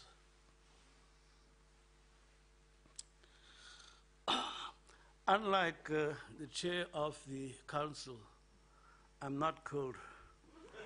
I'm getting hot standing up here.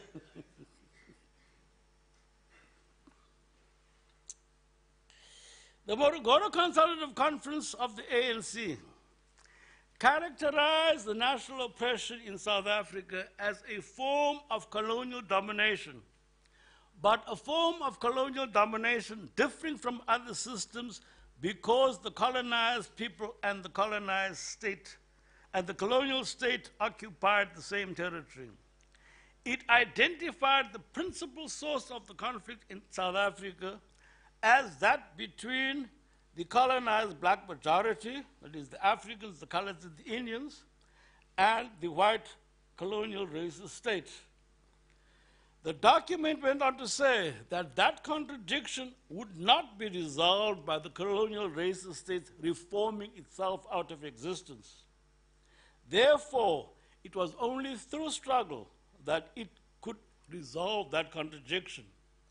But because the colonized and the colonial state occupied the same territory, the system of colonialism in South Africa would end with the colonial state not leaving the territory as usually happens. It would be resolved by the attainment of democracy and the dismantling of the colonial racist state and the creation of a democratic one. When one casts our eyes back to earlier times, the authors of apartheid, who were accustomed to stating their case in plain language prior to the 1960s, you find a person like Prime Minister J.G. Stratham, who was Malan's successor as the National Party's Prime Minister, unabashedly telling the whites-only parliament in 1957, and I quote him, call it paramountcy, bask up, or what you will. It is still domination. And I am being very blunt, he says, and I'm making no excuses. Either the white man dominates or the black man takes over. The only way the European can maintain supremacy is by domination. And the only way he can maintain domination is by withholding the vote from the non-European, close quote. As spelled out by J.G. Stratham, the national question in South Africa, mobilizing the system, as spelled out by Stratham, the national question in South Africa entailed mobilizing resistance to that system of white domination. It evolved from the 1905 Native Laws Commission, the 1909 Act of Union, with its racist provisions denying blacks or non-Europeans, as Stratham called us, the franchise. The African Bill of Rights that the movement adopted in 1923 was essentially a liberal reformist document.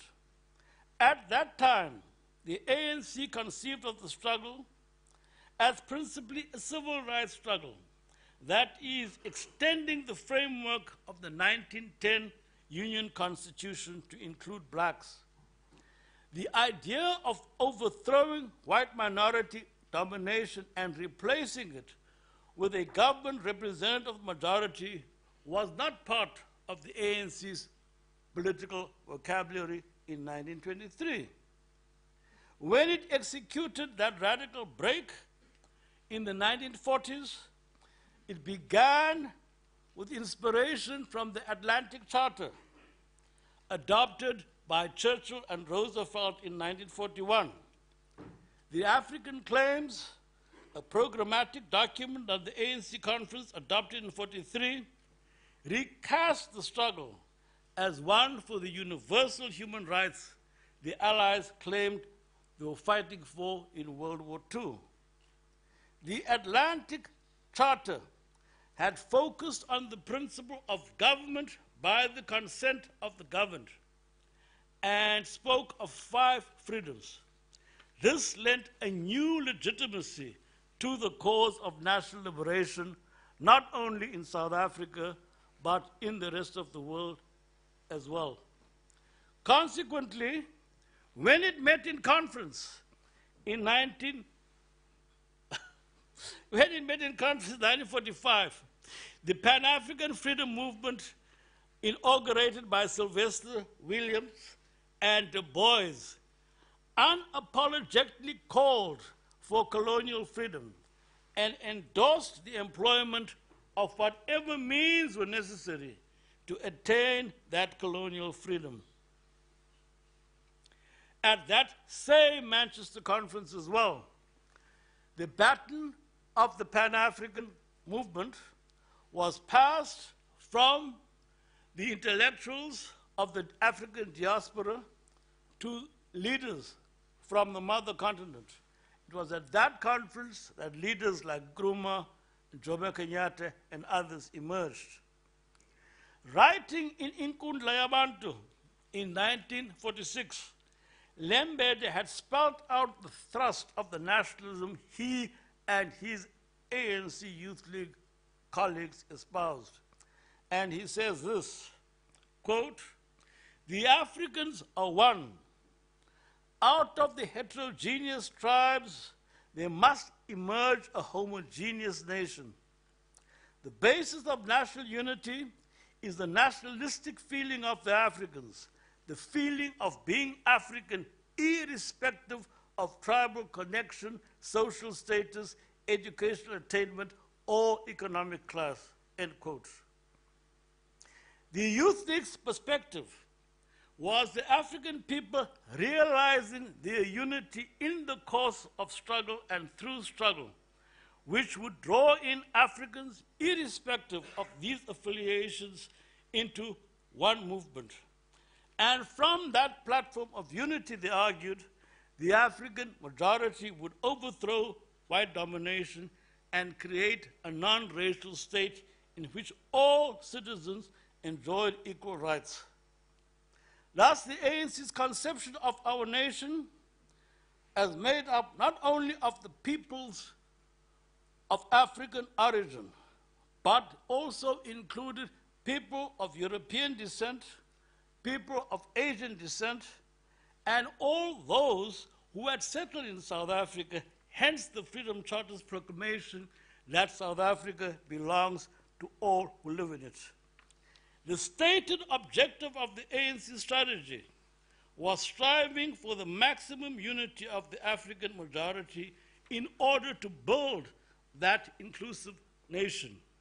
Such a strategy could only be executed by a movement from below and required mass mobilization to be effective.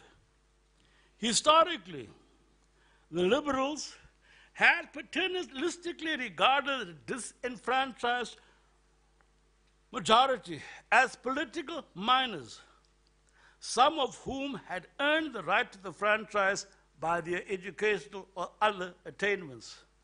Thus, when it was inaugurated in 1953, the Liberal Party called for a return to Cecil Rhodes's discredited formula of a vote for all civilized men. The Progressive Party, founded by the remnant of Hofmeyr's supporters in the United Party in 1959, adopted the same formula. After the 1963 general elections, during which every Liberal, other than Helen Suzman, lost their parliamentary seats, the Liberals reverted to various versions of federalism. As they explained it, federalism would accommodate the claims of the competing racial units that make up South Africa. But the oppressed majority rightly saw this as a variant of the apartheid regime's notion of a multiplicity of competing nations, and saw it also as a means of trying to neutralize the numerical weight of the African majority. In order to understand all these politics, we have to recall that the capitalist mode of production that took root in South Africa with mining had not evolved organically, driven by small entrepreneurs and merchants, as had been the case in Europe. It was a system that was imposed by developed capitalist foreign interests allied with local capital. And within 10 years of 1870, there were already high levels of monopoly concentration, particularly in the mining finance complex. South African capitalism also relied on the pre-capitalist modes of production with which it articulated in South Africa and its hinterland in order to produce a proletariat. It harnessed the institutions, laws, and mores of a colonial society as its principal instruments for disciplining that proletariat for capital accumulation. South Africa became a country where all the tensions and contradictions associated with capitalist development appeared to be concentrated. It was a system of undisguised exploitation built on colonial domination and sustained by an explicitly racist political order. National oppression, therefore, was not an abstraction. It was a complex of institutional instruments employed by a racially exclusive capitalist class to reproduce and discipline to the requirements of capital a proletariat drawn from a conquered people in a colonial society. That racist political order was the state form it gave birth to. The national and class aspirations of those whom the system oppressed therefore intersected and interpenetrated and sometimes converged as a result. Any liberation movement worthy of its name had to take account of that reality. This national oppression, the ANC argued, found expression in a number of social, economic, and developmental indicators, and had already resulted in the poverty and underdevelopment of the majority of our people, high levels of illiteracy and innumeracy, non-availability of clean potable water, non-availability of electricity for large numbers of people, low food consumption, hunger amongst thousands, invariably low incomes, poor health, and low levels of skill. After the Morogoro Conference, the ANC understood that uprooting that system entailed addressing precisely the social economic circumstances that made our people poor and conspired to reproduce their poverty.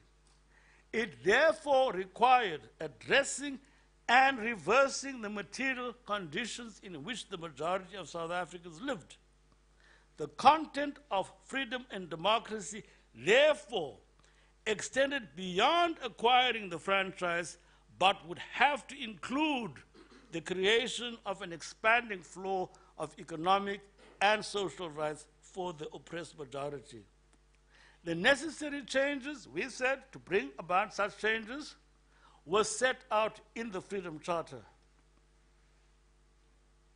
At its third clause, the Freedom Charter states, and I quote, "The people shall share in the country's wealth At its fourth clause, it says, the land shall be shared amongst those who work it.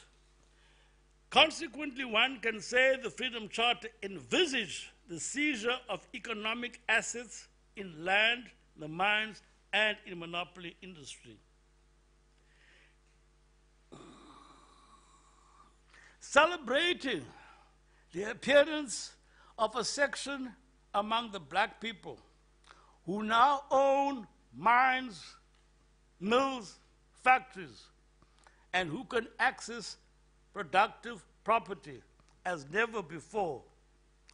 On the 30th of October 2013, the editor of the City Press, Ferial Haffiji, declared, quote, "We must claim victory, but also admit defeat," close quote. In that article, she noted the growth of a stratum of black South Africans who had become quite wealthy since 1994. But, she wrote, that growth has been matched by a yawning wealth gap that has also developed amongst black South Africans, and that South Africa had become one of the most unequal societies in the world. Her article was complemented by another, titled South Africans on the Move.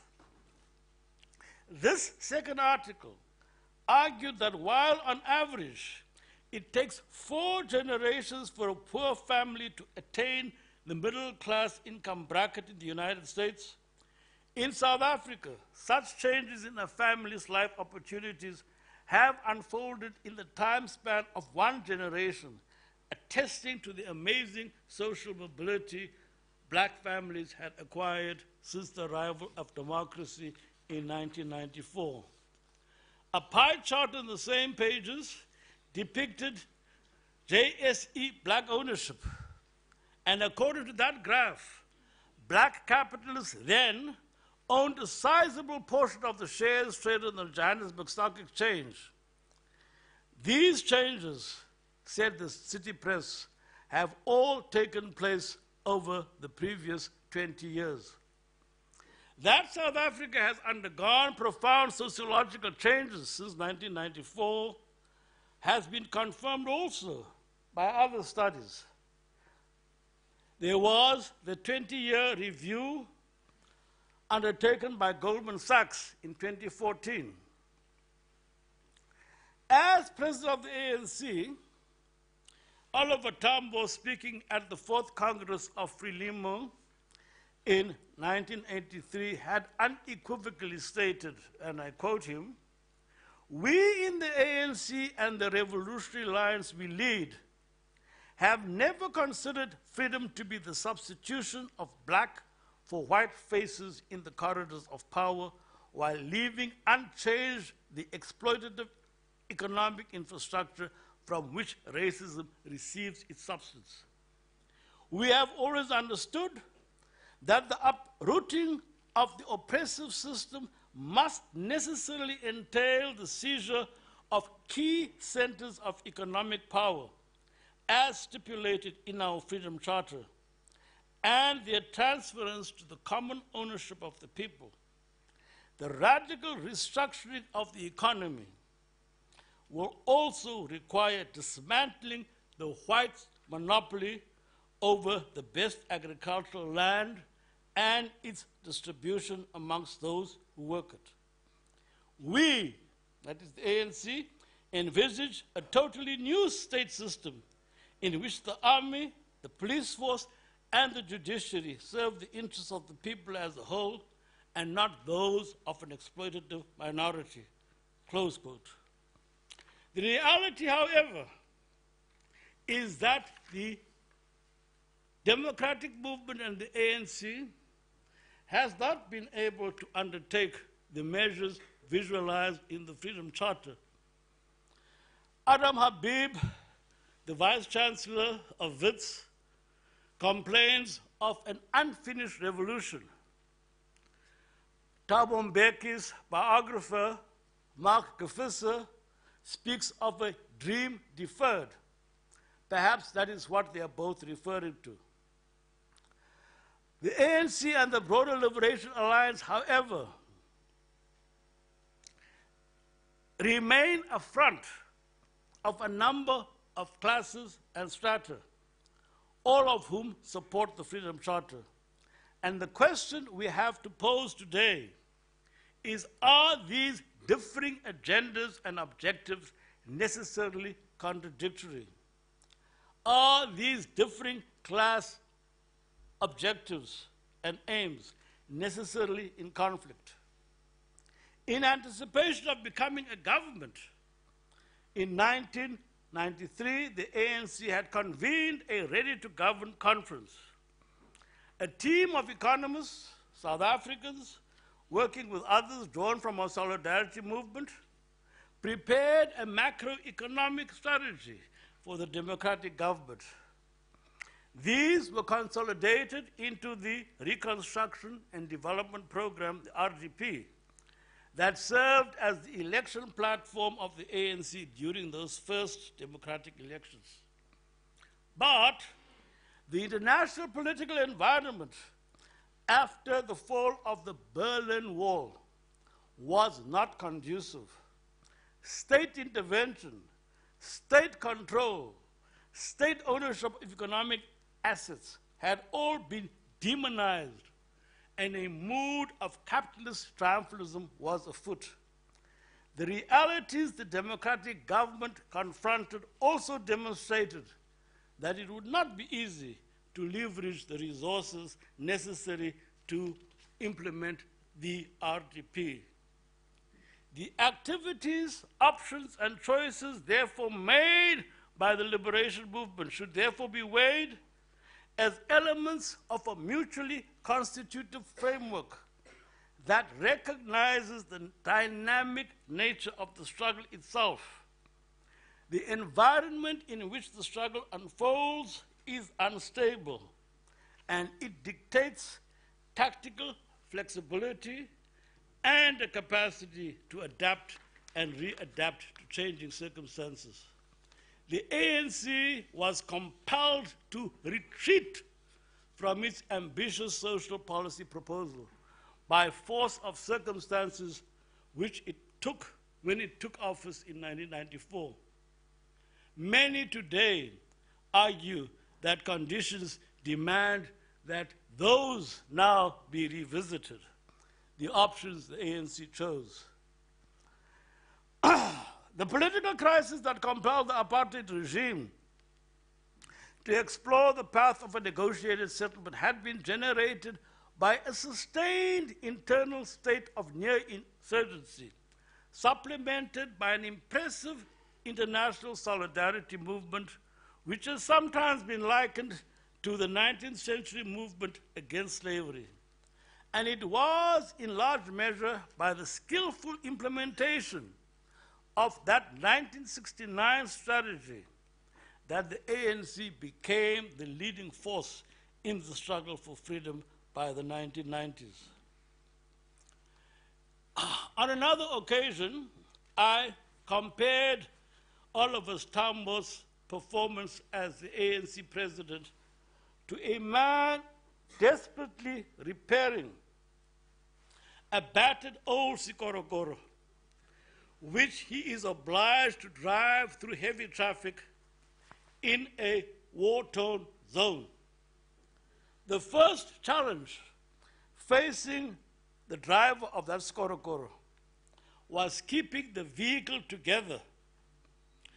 But that rickety old vehicle only could go forward so long as it was in motion. It could only hang together as long as it was in motion. But because it had been so battered by its enemies and damaged by its own mistakes, it could not always live up to expectations. Despite all that, he took command of it and successfully drove it to its destination. I will hazard the guess that Oliver Reginald Tambo's most impressive achievement is the reconstruction of the ANC as an organization And he did that by the painstaking creation of an effective underground inside South Africa. Operation Vulindlela, conceived in 1988 for the successful insertion of a leadership corps that operated within South Africa's borders for 2 years, was personally conceived and led by him. Later, he was assisted in the execution of that operation by Slovo and by Alfred Nzo.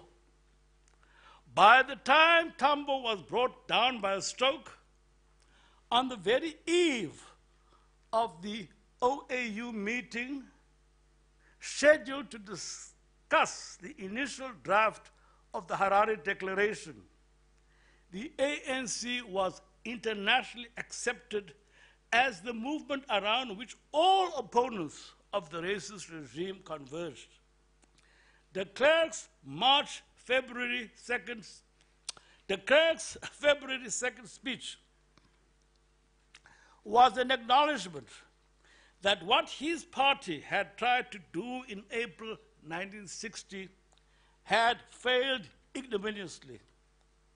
And the architect of that failure was a man who departed South Africa on the very day that the National Party declared a state of emergency on the 30th of March 1960. Returning home in 1990, Tambo could pride himself in having overfulfilled the mission the ANC had assigned him in 1960.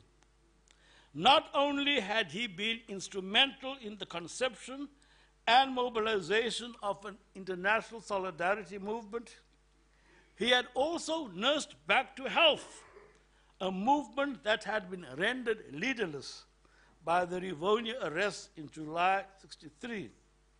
And having assumed responsibility for it, he led the ANC as president for 24 years and imparted to its leadership style, a style which is very worthy of emulation. An entire generation of younger men and women learned the art of collective leadership sitting at the feet of Oliver Tambo. It's important to underscore that Oliver Tambo was never feared by the people he led and commanded. He was highly respected. And he earned and retained that respect because of the quality of his leadership. He had the moral courage of recognizing and addressing shortcomings, errors, and faults.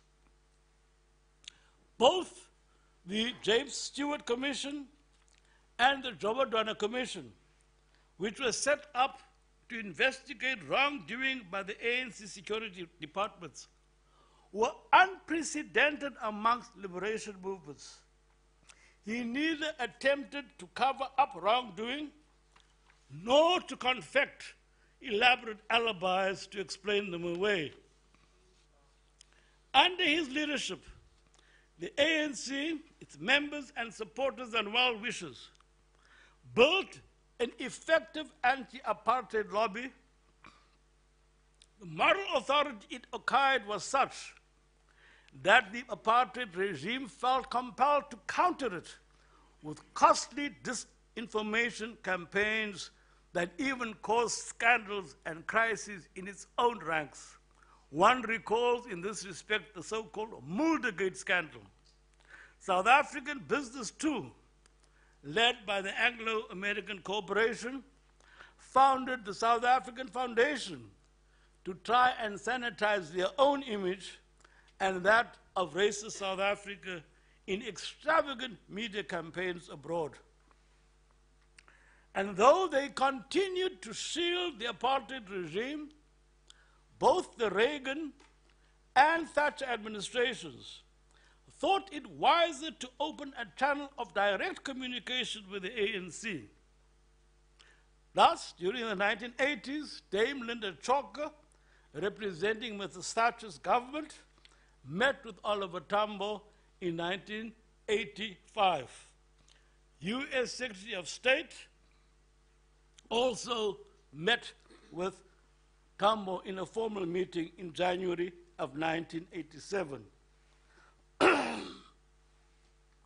The untimely and still unexplained death of Luthuli in '67 had thrust an awesome responsibility on Tambo. But because of his own near fanatical modesty, Tambo refused to accept the title of ANC president until the 1970s. For years he insisted that until he was formally elected to that office by an ANC conference in South Africa, he could not claim to be president. So he always used the title of acting president until into the 1970s. It was the same considerations, too, that persuaded him that the conferences that the ANC held outside South Africa should be consultative conferences.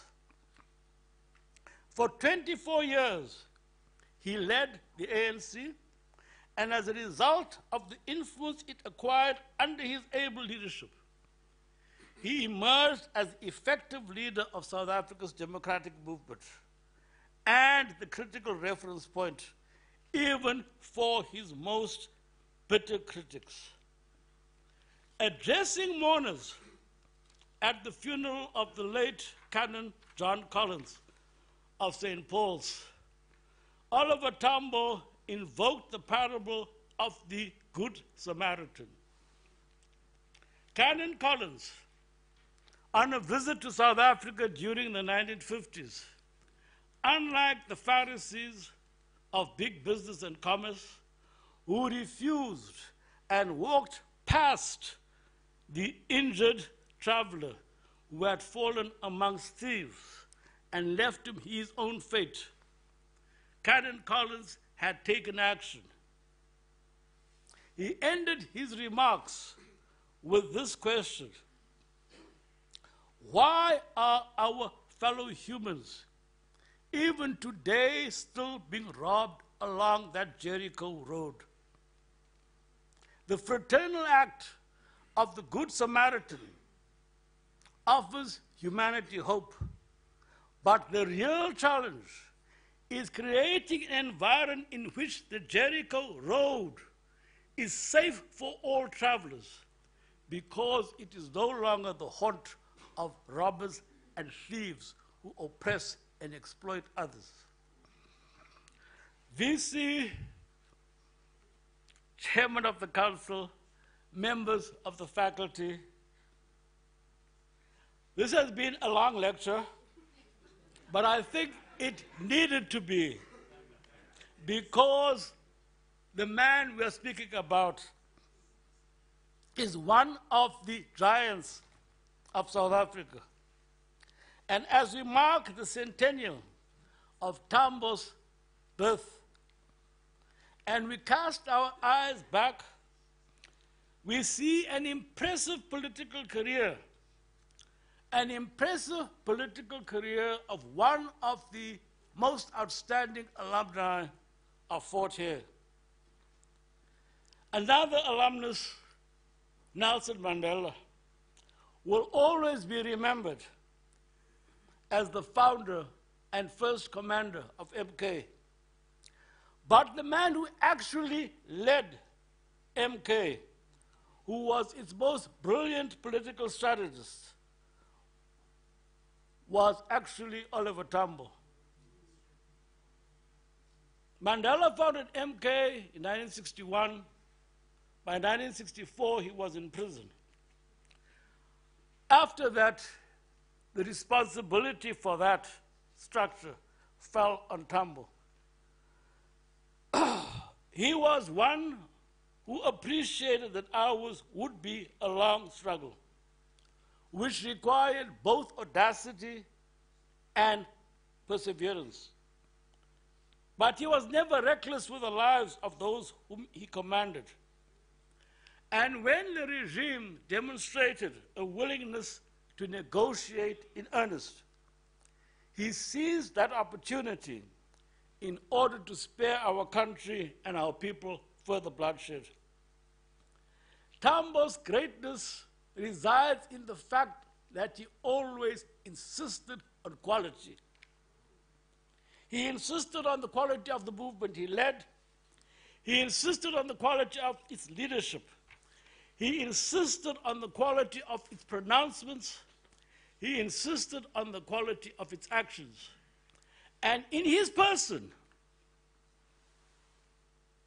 and his dignified bearing and the respect with which he reciprocated the respect he received from others, he also led his life as a man of quality. Tambo was a very tough and hard taskmaster, but he was a leader who led from the front, and he placed inordinate demands on himself. And perhaps it was because he drove himself so hard that in the end his health suffered, leading to that fateful stroke on the eve of one of his greatest diplomatic triumphs. The caliber of leadership and the caliber of the leadership collective he had headed, I think, can also be judged by the fact that there was amazing policy continuity even after his stroke.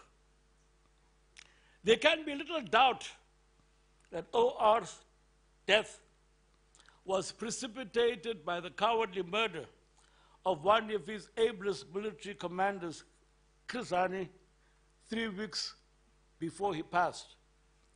His name and his deeds, I am sure, will live on amongst that pantheon of liberation fighters and immortals who brought freedom to the African continent. The University of Fort Hare can rightly pride itself in having produced a man with such exceptional leadership qualities. I consider it a privilege to have served under his command. Thank you.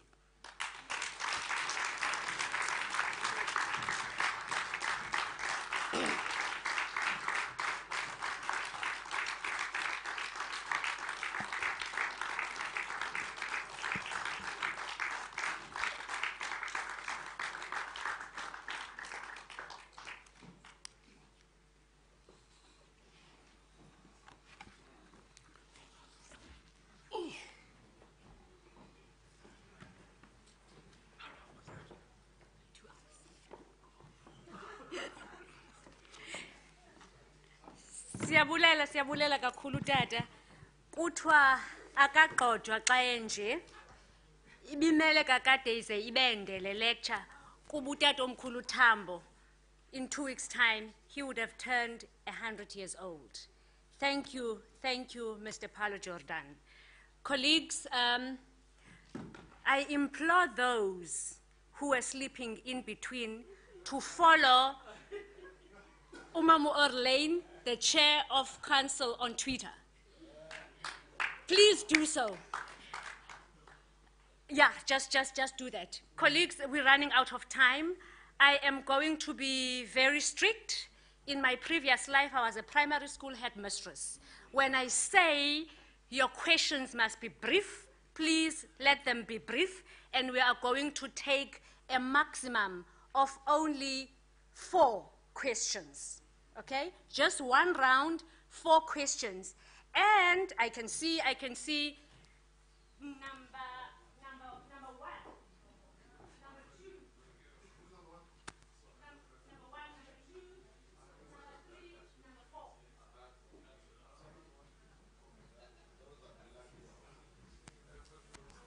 Before you speak, you know who you are, number 1, number 2, number 3, number 4. Before you speak, let me warn you, please don't do commentary, okay, and make a long speech of commenting. Just get to the point. If you don't have a question but just a comment, keep it brief, Okay, we're going to take that round while Utatu Jordan is still drinking water, and then we'll give him an opportunity to respond. Over to you.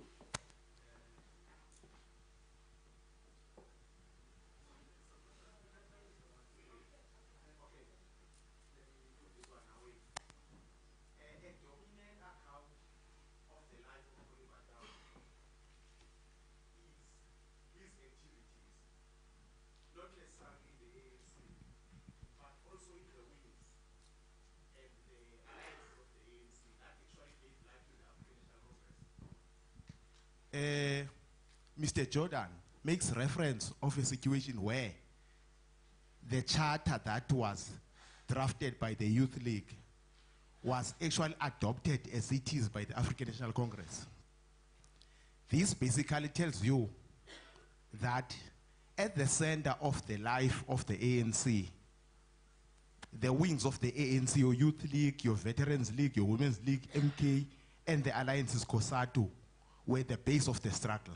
Now the question is, in the wake of what I suppose is a minimal influence from alliance and the wings of the ANC, could we attribute the limitations political of the African National Congress as a result of the, what I think today is a minimal influence of those alliance partners and the wings of the ANC, of which Oliver actually dominated in terms of participation and actually providing a direction on? Thank you very, very much. Thanks. My name is Zingisa. Mr. Jordan, I like your last part where you say that Utatu Tambo insisted all the time on quality, and you listed those qualities. Among them, you also mentioned that even on policies, whereby there was also continuity opposed his stress. I'm interested to hear your views on those qualities that Ubaba Tambo insisted on in comparison to the quality of the leaders the ANC has today, and also on the policies. Do you believe there's still continuity on the policies in the ANC today? Thank you very much. Yeah, thank you. Yeah, thank you, Chairperson. My name is Pedro. My surname is Mzileni, SRC President from Nelson Mandela University. I have two questions for Mr. Paulo Jordan. The first one, could it be that factionalism is the obituary of the ANC? And then my last question is, should society, Mr. Jordan, begin to imagine a future of South Africa without the ANC amongst the current challenges that it is facing? Both not even challenges, a crisis that it is facing. Thanks, Chair. Thanks, Chairperson. My name is Mazibuko Jaha. Mine is not a question.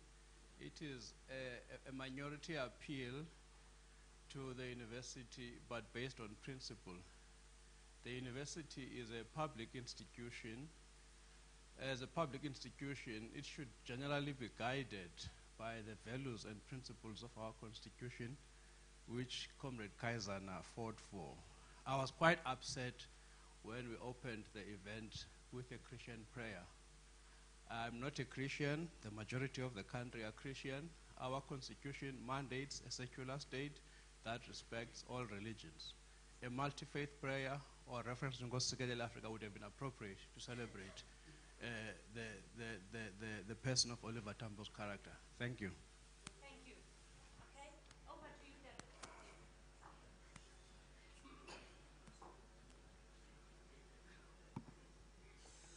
Yeah. No, thank you for the questions. One of the problems about speaking about the ANC in these days is that people never ask you about the things you've been talking about. They ask you about the problems of the ANC in the present. I'm not trying to duck the questions, because I will handle them. No, I don't think we can attribute any problem that the ANC is confronting or that the cause of liberation is confronting today to a decline in the influence of the leagues or the ANC's allies. The relationship between the ANC and its allies fluctuates, and that fluctuation depends on a whole range of reasons and causes. When Tambo and others entered politics in the middle of the Second World War, why they were able to win influence and lead the ANC in a particular direction arose out of the real experience of the ordinary people of South Africa, who had been in struggles from the 1920s, the 30s, and the early 40s, and who had learned from their own struggles that you had a dominant class and a government and a regime that you were not going to persuade to surrender power. Therefore, you had to strip it of power. Without that experience, they wouldn't have been able to convince the majority of members that the program of action was right. Without that prior experience, the program of action also would not have had an appeal to the ordinary people out there. It was as a result of experience. So, up and down, up and down. After the banning of the ANC and its illegalization, given the fact that the regime was so successful in dismantling what the ANC had built during the 1950s and in the few years after it was banned, again, you get those sorts of fluctuations. I would say at a particular point, perhaps beginning around the mid-60s, because it had a long experience of underground organization inside South Africa, the influence of the Communist Party and the communist members in the ANC increased because they had the skills. They knew how it was done. So, right, it goes up. Now, in the course of that, also that generates other problems. Because then when you had those conflicts in the early 70s, one of the accusations that was raised by the dissidents was the Communist Party has inordinate influence on the ANC. And of course, people had to take account of that as well. And one could say that after that, maybe the influence of the Communist Party did decline in the ANC. And again, in the period of, in the period after 1976, I heard someone during this week refer to the fact that she was quite surprised when in the 90s, the liberation movements began to talk about the emancipation of women and women's rights. Misreading of the situation. But part of the reason why there were those sorts of pronouncements in the 1990s was because of the growth of women's organizations and self-organization by women inside the country. So there's always that up and down, up and down, up and down. At present, I wouldn't say that the leagues and the alliance partners have lost influence. Maybe the pronouncements of some of the components of the alliance or leaders of components of the alliance is making people nervous. But I wouldn't get too upset myself, if you understand. But, I referred to the movement and the struggle having sometimes a cyclical effect, cyclical features. And I think that's true of the ANC as well. Then there's this one. Should I contrast Tambo's leadership with the leadership of the president? No. The times are different, and the people are different as well. Oliver Tambo, under the best of circumstances, would be a very tough act to follow, I would say. I don't think if, for example, Besiba Telegisa, for example, with one of the young leaders who sat at his feet to learn the craft of leadership like Thabo Mbeki, Thabo would come out second best, obviously. But other people also will come out second best. So I wouldn't make that contrast.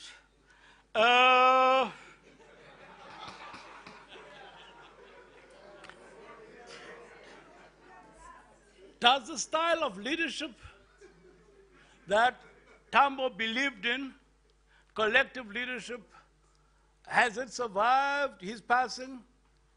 I think it has been very, very badly battered and perhaps irreparably bruised by what has taken place after he stepped down from the presidency of the ANC. And many of the problems you are facing today perhaps are as a result of that battering and bruising of the ethos of collective leadership that Tambo had always insisted on. On the issue of quality of actions, quality of pronouncement, no, there's just no comparison. There's just no comparison. Will factionalism be the obituary of the ANC? You know, the ANC has gone through extremely trying times. And what's happening today to those of us who've been around and in the movement for a long time, challenging, but we would say that this is the worst moment.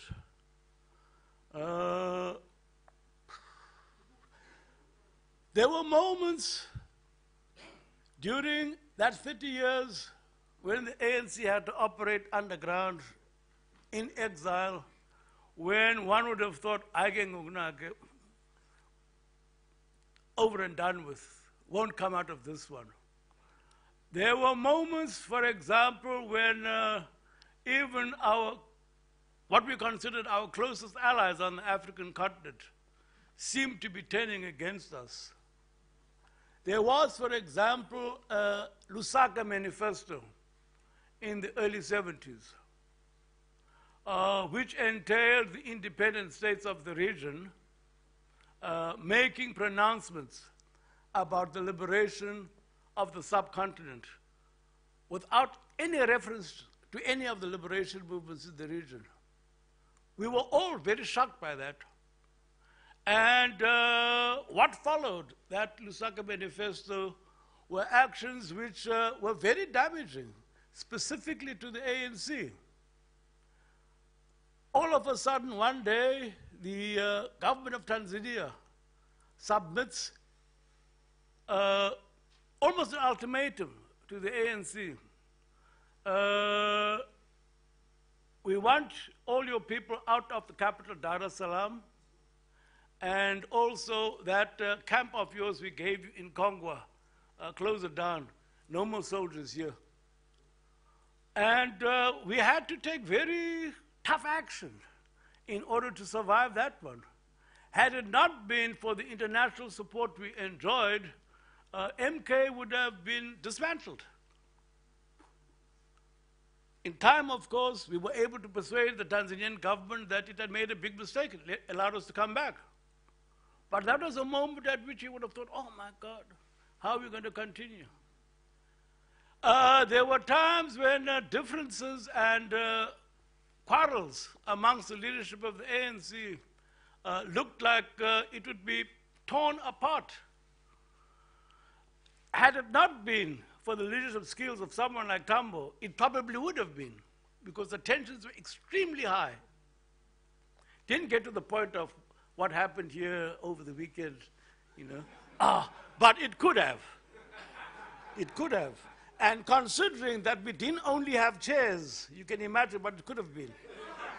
Right? So factionalism and tensions in the ANC don't necessarily frighten me as much as they do others. We've been through worse, but who knows? Maybe this is, a different context, a different environment, and these tensions might actually be much more destructive than those when we were struggling. Yeah, I'm also an agnostic, like Jaha, but I don't mind Christian prayers.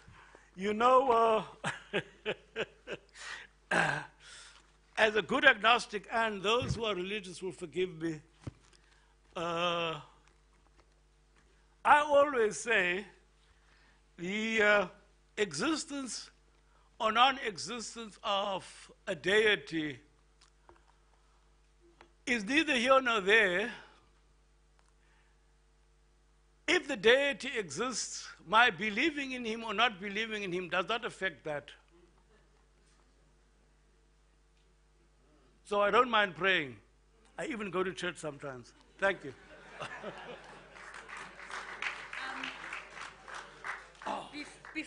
Before Utata moves away, may I please request the Vice-chancellor of the university to just hand over a token of appreciation to Mr. Jordan.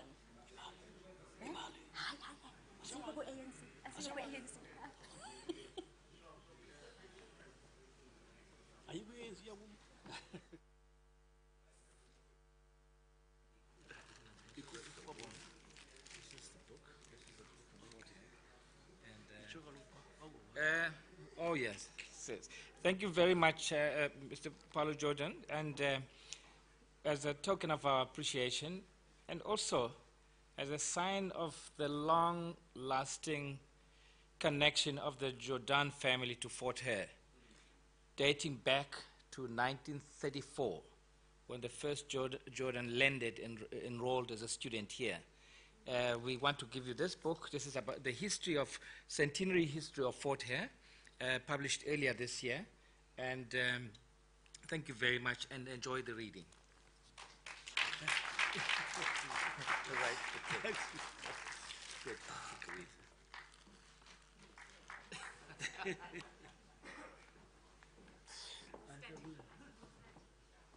Let's give them another round of applause. I'm going to invite my immediate line manager, who's very tall, but when he speaks, he's not tall. Over to you to do the vote of thanks. Thank you, Dr. Tony. And in fact, I just want to write on the back of Mr. Jordan what he said at the commencement of his lecture, and that is to observe all protocol so that we save time. It's been a great day, great lecture, memorable event, no doubt about that. And Mr. Jordan, we are not surprised because you are the scion of an intellectual family. Only yesterday, you handed over the research papers of your distinguished mother to the University of Fort Hare. Some years back, we also received the research papers of your father. And we've been informed that we still have some of those at the University of Cape Town in the African Studies Unit. And I hope our VC will facilitate the return of those to the University of Fort Hare. Wow, it was indeed a singular display of the understanding of the depth and latitude of the organic history of the liberation struggle. Well captured, well researched. We commend you, Mr. Jordan, for your intellectualism and for giving a good account of the historical antecedents of the liberation struggle, the way the military wing was formed, the phases of the liberation struggle, the countless catalogs of catastrophes that marked those days, the incessant wave of protest, the rampage and carnage that pervaded dehumanization and frustration, massacre and macabre. You told us all those in recounting all that happened. We really thank you for a very well-researched lecture, spot on and inspirational. If we were to use superlatives to describe your lecture, and I don't want to go into the nuances or details of it, I would say it was breathtaking, it was luminous, masterful, pitch perfect, and compelling lecture. No wonder you've been described as an astute literary historian and a notable intellectual.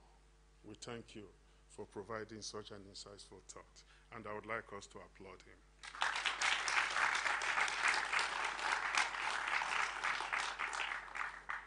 To the Chair of Council, Advocate Tandy Olin, thank you for highlighting the importance of engagement in resolving issues and for eloquently condemning acts of violence, intimidation, and wanton destruction of university property. Thank you also for taking us down memory lane with respect to Oliver Tambo and for introducing our distinguished guest speaker, Mr. Paulo Jordan. Many thanks also to our Vice-chancellor, Professor Sakela Butlungu, for spearheading the organization of this successful event. And to Ms. Natasha, nice to see you again. She is indeed a regular visitor to our university. Many thanks for the message of support, precise and inspirational. We also want to acknowledge the steadfast support of our Deputy Chair of Council, Mr. Ayanda Njekula, and of course, our distinguished religious leader was here, but left before the conclusion of the lecture. And I would like us to recognize him, Mr. Njongokulu Ndundane. Am I right? Yes. Bishop Njongokulu Ndungane. Yeah, Archbishop. We also would like to recognize the registrar, the deans, acting deans, directors, acting directors, academics and non-academics. You all are immensely thanked for your various roles in the university and for making this event a monumental success. We are grateful to Organized Labor and the leadership of Organized Labor. I can see the leader of NEHAWU and the leader of our institutional forum here present, Mr. Voyane Boy. We'd also like to extend our profound appreciation to the students and especially the leadership of our student body. It is important at this juncture to also thank the institutional advancement for organizing this event. And of course, to the Marimba Band and Kosi Kakulu. It was a very good musical entertainment. And finally, to the media. And I hope the media people are here. Thank you for coming. I want to say thank you so many times to you, to all the media houses here present. But I would like to say that we've been receiving negative publicity. And in the recent past, maybe it was justified because of the acts of violence and destruction of property, intimidation, and so on. But this is an auspicious event. This event must be trumpeted. We need positive publicity for this event. And I would like the media houses here present not to allow the wave of protest to overshadow this great event. Thank you. And to Dr. Tony, thank you for piloting the affairs of this occasion. And VC, on a lighter note, because of the quality of lecture delivered by Mr. Jordan, I'll request through you that the lecture be made available to the university community. And if possible, it may even be a prelude to recommending that an honorary professorship be conferred on Mr. Paulo Jordan. Thank you very much.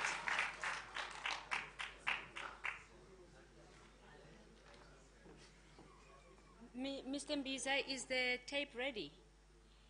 May we please rise for the singing of the national anthem. After the national anthem, please remain standing until the procession has left the hall.